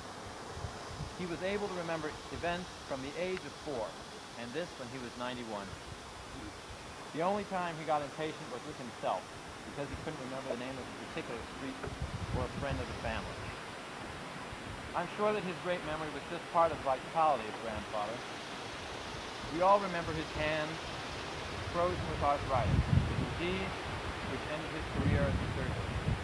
Yet despite this, grandfather didn't complain, but went on to a distinguished career in the medical profession in Arizona. Grandfather cared so much for others and was so interested in everyone and everything around him that he probably didn't give himself time to complain of his affliction. He never let his troubles get him down. Some remember him and my grandmother Grace making their many trips across the country to New Congress in his wonderful Mercedes, the car that he drove until the age of 90. He and my grandmother made more trips around the world than many of us will ever will. Who will forget the Rasmus and Grace slideshows, with the 2 of them giving us every detail, the height and age of every temple, the name of every member of the tour group. And as we kids rapidly grew impatient, Grace and Rasmus would argue over where that slide was taken and who they ate dinner with that night. In recent years, grandfather didn't give himself up to old age. I remember talking with him on the phone. He would tell me with enthusiasm of the Spanish class he had just gone to that night. He was the oldest member of the class, I am sure, and probably the liveliest. And of course, there was his dry sense of humor, his gentle laugh, the sparkling eyes under the bushy eyebrows, the offhand comment that would send us all laughing. Whenever I talked to him and asked him how the weather was in Phoenix, he'd say, "Oh, it's a bit warm, about 115 degrees."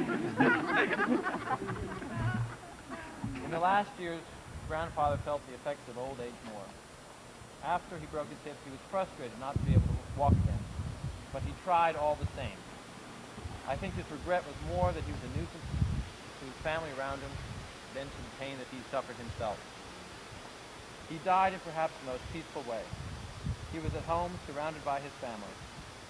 He told Jerry, the nurse who had attended him for the last year, "I think I ought to go to bed now." Jerry put him to bed, and he passed away. Death meant an end to the physical pain grandfather had borne so patiently and uncomplainingly. The end of 93 years of a fruitful and productive life. Yet it is not the end the memory of a man who through his kindness, his gentleness, and his love made us all love him so much.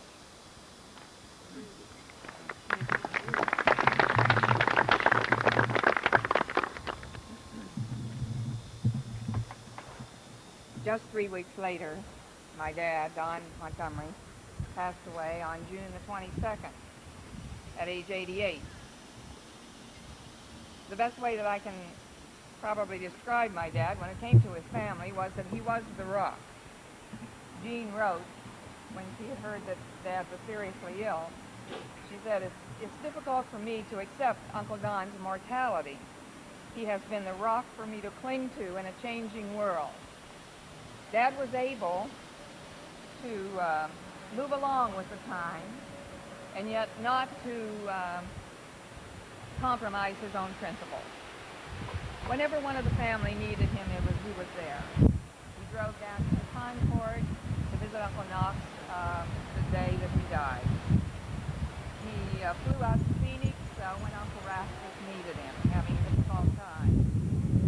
He visited Aunt Geneva last summer, and he had planned to go this month to visit her again. He's just always been there. He was there for his congregation at Pleasant Grove. He was at the hospital. He was in their home whenever he was needed. They really thought he was immortal, and it was a shock to them when he died. My fondest memory of him this year was the 37th Division, the Ohio Division, of which my dad had been a member for like 65 years. He served with the 37th Ohio Division in World War I. And that was his Monday night out with the boys. He was always on Monday night, we knew it was the 37th Division. He was their chaplain for, it must have been 60 years. And they were honoring him in February as the Man of the Year. And he was to get a plaque and be honored that night. So Gertrude and I attended the banquet. And during the banquet, a local politician was to give the address, and he had disc surgery, and during the banquet he became ill and he had to leave. So the man in charge was sort of panicky, and Dad leaned over quietly and said, if you want me to say a few words, I will. And so he said, fine, wonderful. So right off the top of his head, at 88 years of age, my dad got up and picked bits and pieces out of various sermons and gave a magnificent, without a falter, as a sermon on service to your country and service to your God. And he got a standing ovation when it was over. And one of the people said, well, I don't wish Mr. Vukovich ill, but he said that was the best speech we've ever had. 37th Division. He loved his garden, that was his therapy, and he had his garden plowed this spring just in case. He loved his Monday morning golf outings from early spring until late fall. At Yankee Run, the ministers played for free on Monday morning, and he never missed anything that was free. One of his foursome told us this little story that last fall, one of the last golf games that he played, he had teed off at one of the tees and made a really good shot. He was a straight thing. His drives were almost always straight. He was never in too much trouble. And he had a pretty good drive down the fairway, and four fellows on the other fairway were watching, and one of them came over a little closer where he could yell at him, and he said, hey, Don, that was a pretty good drive for an 86-year-old. And Dad yelled back, 87. I wonder if there might be a golf course on Cloud 9.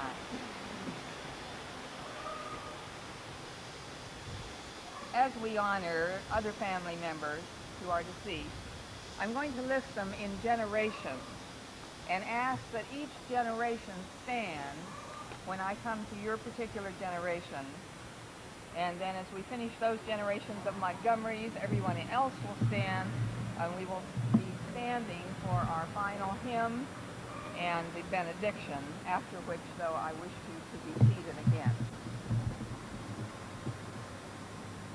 start standing with the second generation. First generation, John Knox Montgomery Sr., Emma Zetta Patton Montgomery. Second generation, please stand. That's my husband. Oh, I'm sorry, that's you, right. And Aunt Ruth, well, you don't understand Ruth, but, and Joan, actually. Grace Montgomery Moore, James Russell Moore, John Knox Montgomery Jr., Mary Coleman Montgomery, Don Patton Montgomery, Ann Thompson Montgomery, John Jameson McIlvaine, Robert Nathaniel Montgomery. Third generation, please stand. That's my generation. James Montgomery Moore, Harold Clark Montgomery, Betty Ogden Montgomery, John Wesley Collins, Jane Shirley McIlvaine. Fourth generation, our children, please stand.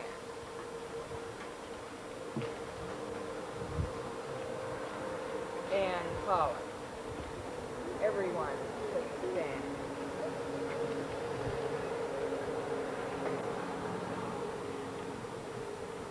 They never quite leave us, these dear ones who have passed, from the shadows below to the sunlight above. 1,000 sweet memories are holding them fast, the places they have blessed by their presence and love. We'll sing the first and the last verse of For All the Saints. For all the saints who from their labors rest, who believe and faith before the world confess, thy name, O Jesus, be forever blessed. Alleluia, alleluia. From earth's wide bounds, from ocean's farthest coast, through gates of pearl, streams in the countless host. Sing to Father, Son, and Holy Ghost. Alleluia, alleluia. Just one moment. Barry. Before we have the benediction, I have a resolution which I would like to present to the assembled body. Know all men by these presents, that whereas on the 22nd day of July through the 24th day of July, 1983, 65 members of the Montgomery clan have gotten together here at Tranquility in Easton, Maryland, for a reunion of the Montgomery clan. Whereas 4 generations of this clan have shared in these beautiful surroundings for fun and fellowship. And whereas, for many, we have met as distant relatives, and now we separate as permanent friends, having shared in the long-standing Montgomery traditions of keen competition in athletics, games, forensics, and debate. Whereas we recognize that this occasion has been made possible by the cooperative efforts, kindness, and generosity of several of this clan.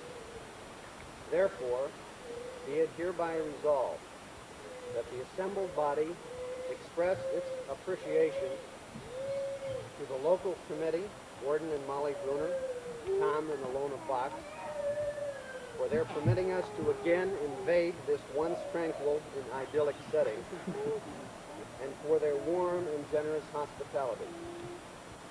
To our resident roving cameraman extraordinaire, David Pollock, also known as David McBride, for recording these momentous events for posterity, to music no less. Be it further resolved that the assembled body express its recognition to and congratulations to Paul and Joan Montgomery on the occasion of their 50th wedding anniversary. Be it further resolved that the assembled body express its recognition to the memories of our beloved Uncle Don P. Montgomery, who died June 22, 1983, and Uncle James Rastus Moore, who died June 7, 1983. Be it further resolved that the assembled body express its recognition to the memory of the late Dr. and Mrs. J. Knox Montgomery, Sr., who planted the original 6 olive plants that have since grown, spread, and matured into this body assembled here today, proudly carrying aloft for all to see the banner of the Montgomery clan here in Easton, Maryland, on this 24th day of July in the year of our Lord, 1983. I move that this resolution be adopted. All those in favor, say aye. Aye. It is so adopted. Now to God's gracious mercy and protection we commit you. The Lord bless you and keep you. The Lord make his face to shine upon you and be gracious unto you. The Lord lift up the light of his countenance upon you and give you peace. Amen. Everybody please be seated again. Who is here in 83 that did not attend in 82? Everyone. Bob. We didn't have any in 82. 81. Okay, everybody, you're right. Which family has the most great grandchildren? Not great. Great. G-R-E-A. Gracie? Yes, right, they would have. Okay, who was recently married? Denny. Danny, not great. Denny, last Saturday? Yeah, well, I guess when that was written, it was probably Jimmy. Well, probably when it was Yeah. written. Had a new marriage. Who was Morton? The horse. Yeah, the horse Morton. Who was Joe? The dog. Who was the youngest college president of the United States, and how old was he? Bob Montgomery, 29. 29. He came to the presidency of Monmouth. Oh, no, Cargill. Cargill at age 29. How many family members will graduate from Muskingum? I think it's 34. 33 or 34.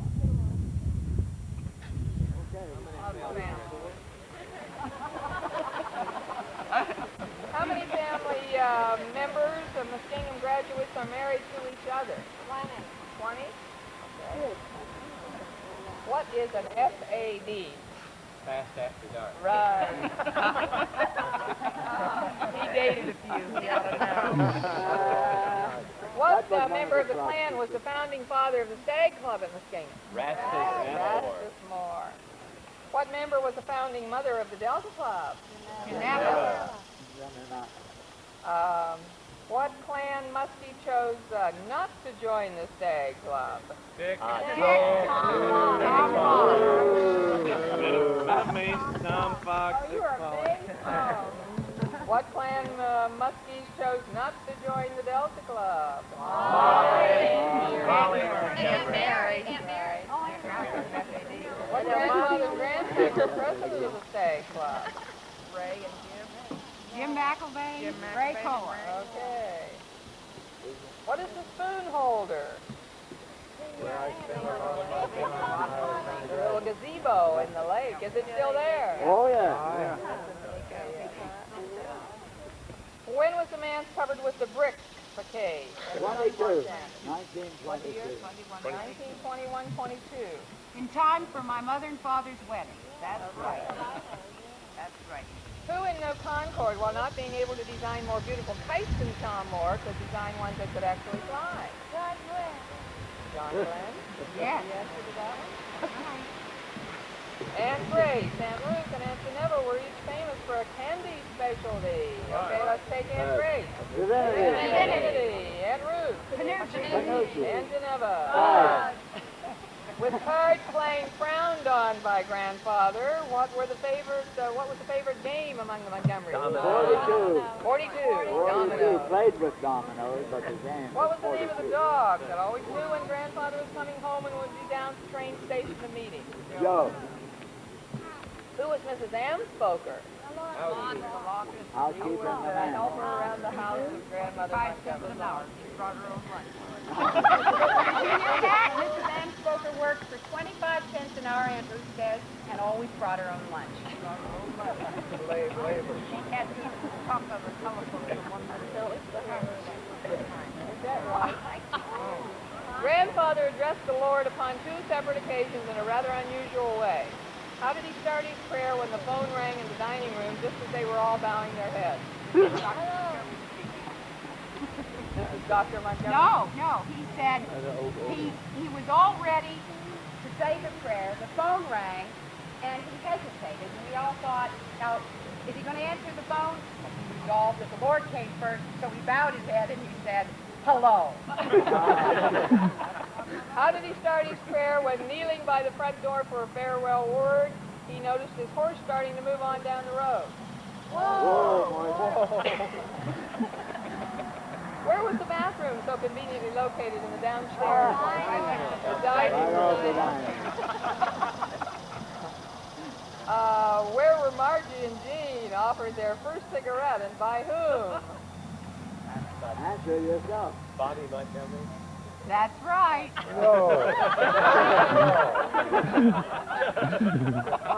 Where? It was in a mud. It was down at the foot of the lake, and you had some sort of a little cave that you dug underneath the mud. And we went down in there. How old were you? About 8.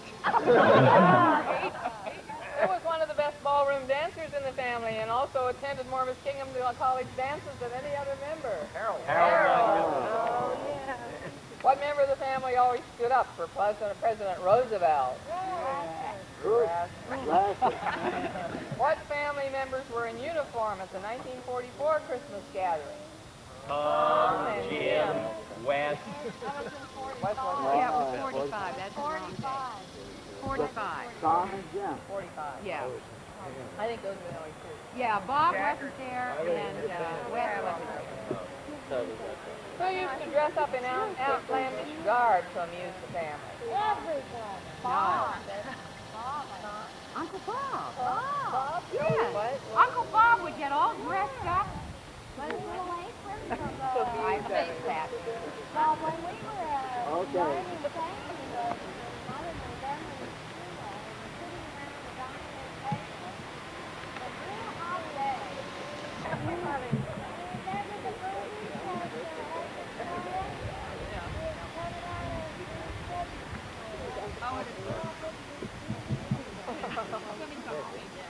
Running backwards and it was going taking his hands down as he Okay, what was Uncle Bob's big musical number frequently performed at the popular demand of the students in the Kingham? Put your arms around me, honey. Hold me tight. Okay. What was the name of Uncle Paul's college sweetie? Esther.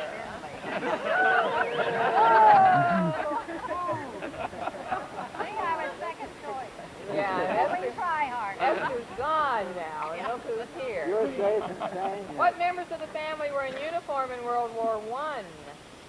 Don, Jimmy Mack, and Rastus. John? Uncle Don. No. But Uncle Paul, in that picture, you and Uncle Bob both have on uniforms. Well, Uncle Bob was in SATC, a sergeant regular. I was just helping the country look like a soldier with no money coming in, nothing but drilling. A decoy. Who spent a night in a Mexican jail as a suspected draft dodger? Rastus Hall.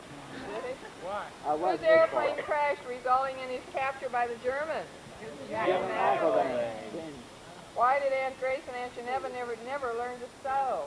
Because grandmother was blind and didn't want to anyway. Yeah, grandmother couldn't see to sew. That's right. Who in the family can sit in a chair, could sit in a chair backwards? What in-law in the family almost didn't make it to his own wedding? West West, yeah.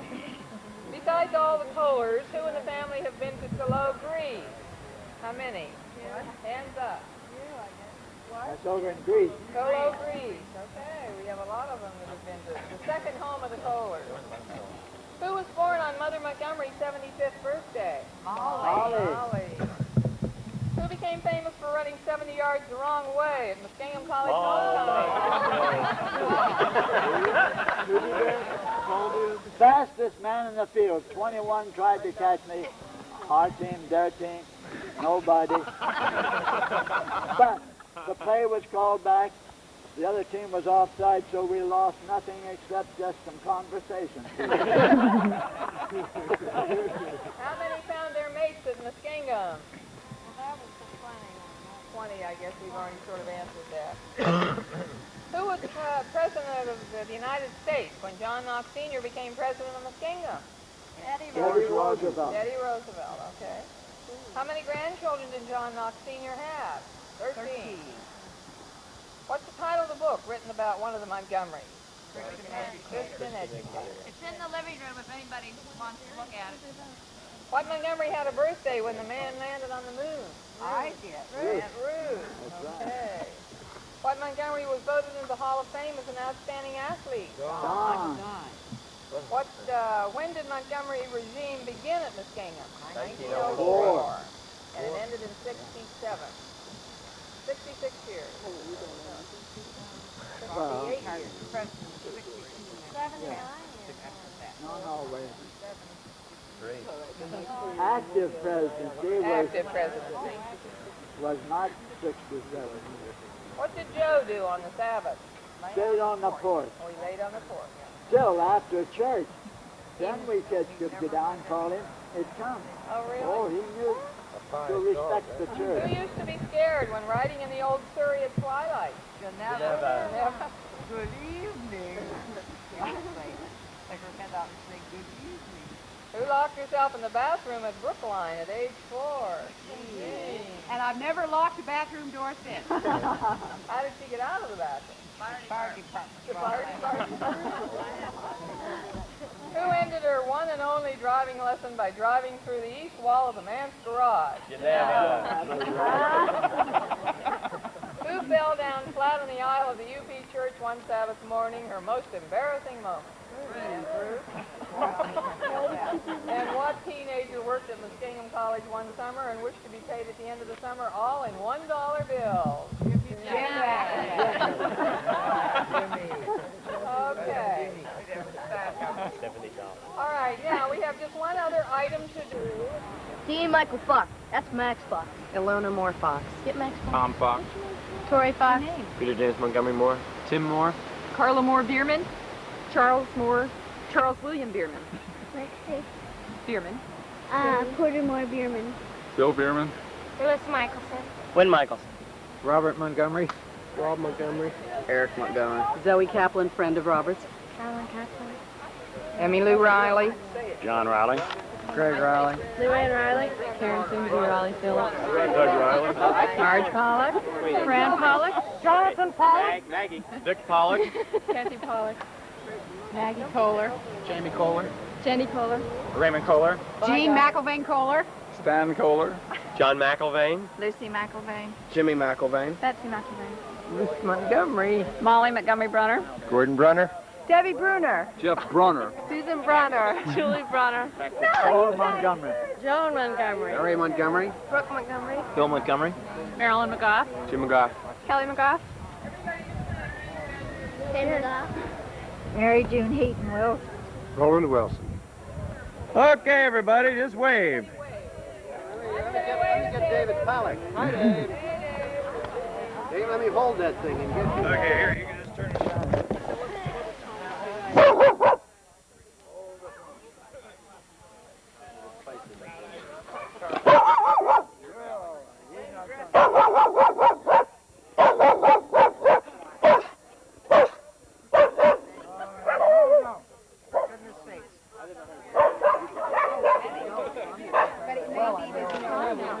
Are there more down there? No. I was just going to go to learn language. When you do that, there's butter all over my back. What are you going back to?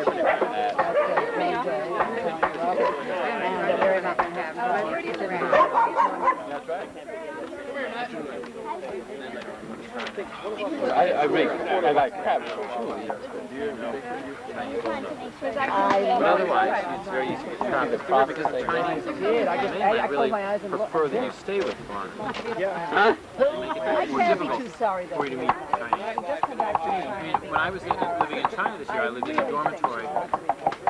All foreigners only. We had our own dining hall, and I had a Chinese roommate, but he was not supposed to Yeah, eat in our except dining that, hall. no, I'll have to say it for Nani. I mean, she keeps saying this, right? No, she does work. Oh, I know. But also this trip, she's on her own. No, but She'll be the first one to say. No, but she's always say that she also has, because she told me, you guys talked about it, she told me that, sure, she works very hard, but she also has fun. I think she should. A lot of friends, it's a lot of fun. It is very hard work. You're buying a picture now? Well, she goes 4 times a year. I can never tell whether things are going without you looking through it. No? Each shot. What kind of fish is this, Gordon? Bluefish. How big? It's about 8 to 12 pounds. What's the weight? Yeah, hot dog on there. About 8 to 12, he said. Somewhere in there. And what's the secret ingredient that goes into this basting material? You got me, but I think it's soy sauce and lemon and butter, pepper and cinnamon and so forth. Delicious, whatever it is. I'll tell you that right now. The famous Brunner How long bluefish. for the hamburgers? All ready? Well, how are they more How's that? plebeian You while don't Gordon's get doing cooking over like there? that around the house very often. No, I don't. Moving here, John. Angry look. This is going very, very slow today. Gordon outdid me with the bluefish and the crabs, but come this evening when they're all sick of seafood, I'll probably be able to make a couple of shekels on the hot dogs and hamburgers.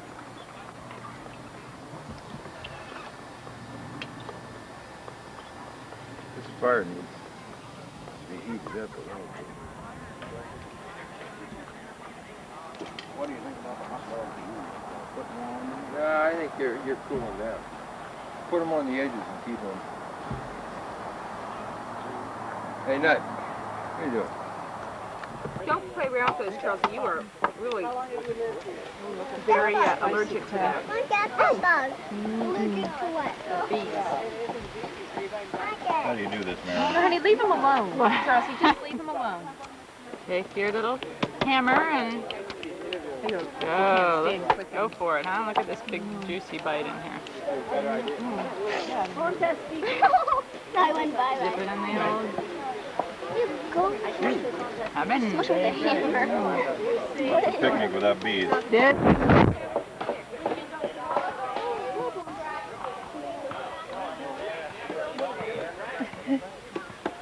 Slow.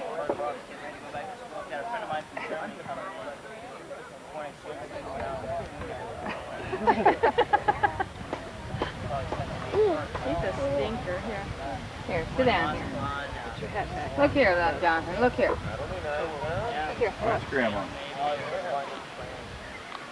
He wants what he wants, He's so stubborn. This is the thing that works.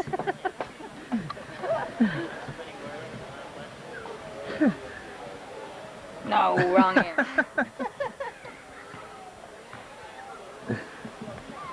What a stubborn You're kook you not are. too smart. I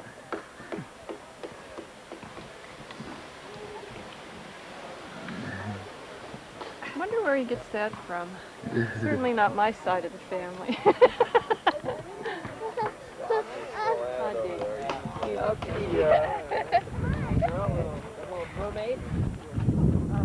Out. Yeah, have a good Go get the cue ball. No, bye.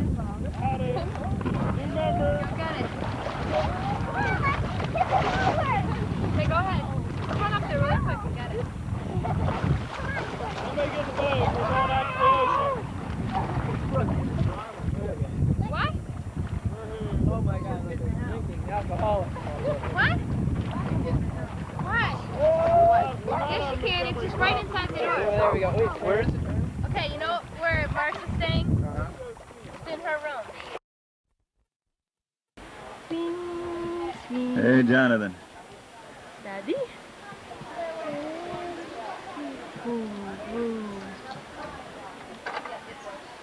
Hello, darling.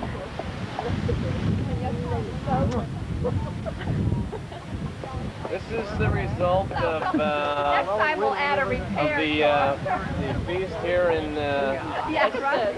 Here, do the roll. Do your roll. This was a tremendous meal here today. We've got to give a lot of credit to Gordon Brunner for putting on the bluefish, the hamburgers, the crab. I had at least a dozen crabs, half a dozen ears of corn, and my gosh, I'll tell you, you can really enjoy dinner here. And Like, do the rolling. and it's something that I get a little embarrassed about, but Kathy enjoys it. I learned this in the Middle East. There's a very great art to this, and it's a serious thing, so I take it very seriously. It goes something like this. You start out like this, and then you get into... and if you get a little music that goes along with it,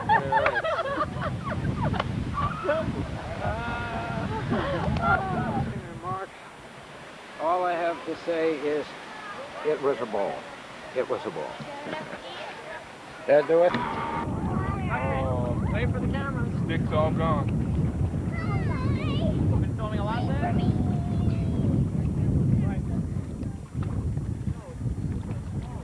Here we go. And here, ladies and gentlemen, we meet Mr. Doug Reilly, a legend in his own time, a man who, his first time upon water skis, his first attempt, broke the world's slalom record. I had a lot of training before I got off the dock. They said something about putting your toes up out of the water. That was all there was to it. Pulled me right up. I was doing fine, so I tried to kick off one ski, but maybe next time. All right. Watch this. Get this. My Got new it. trick.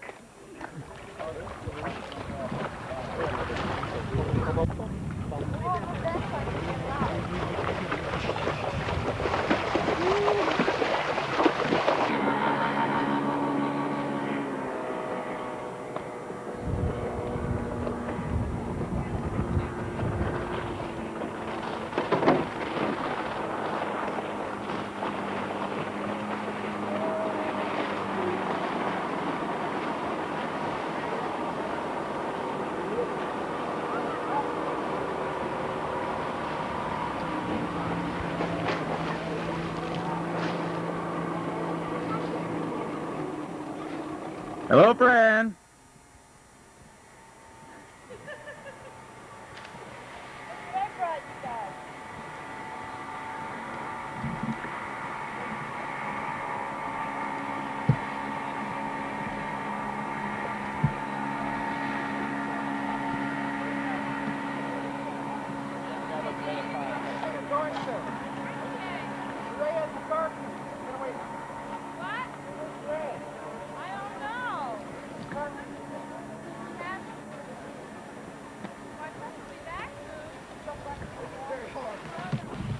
Okay. Okay.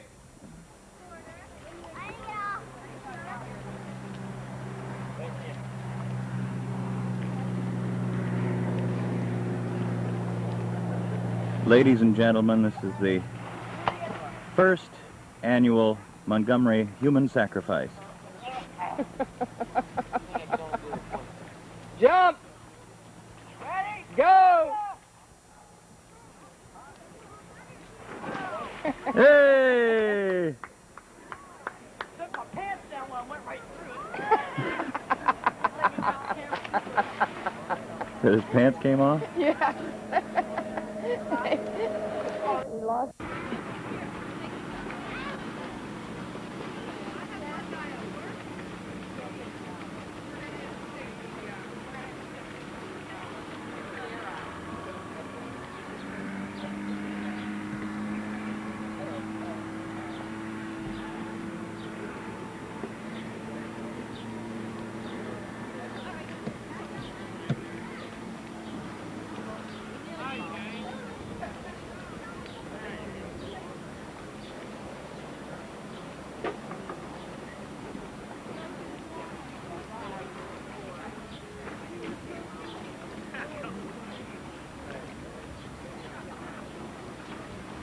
for you. Good idea.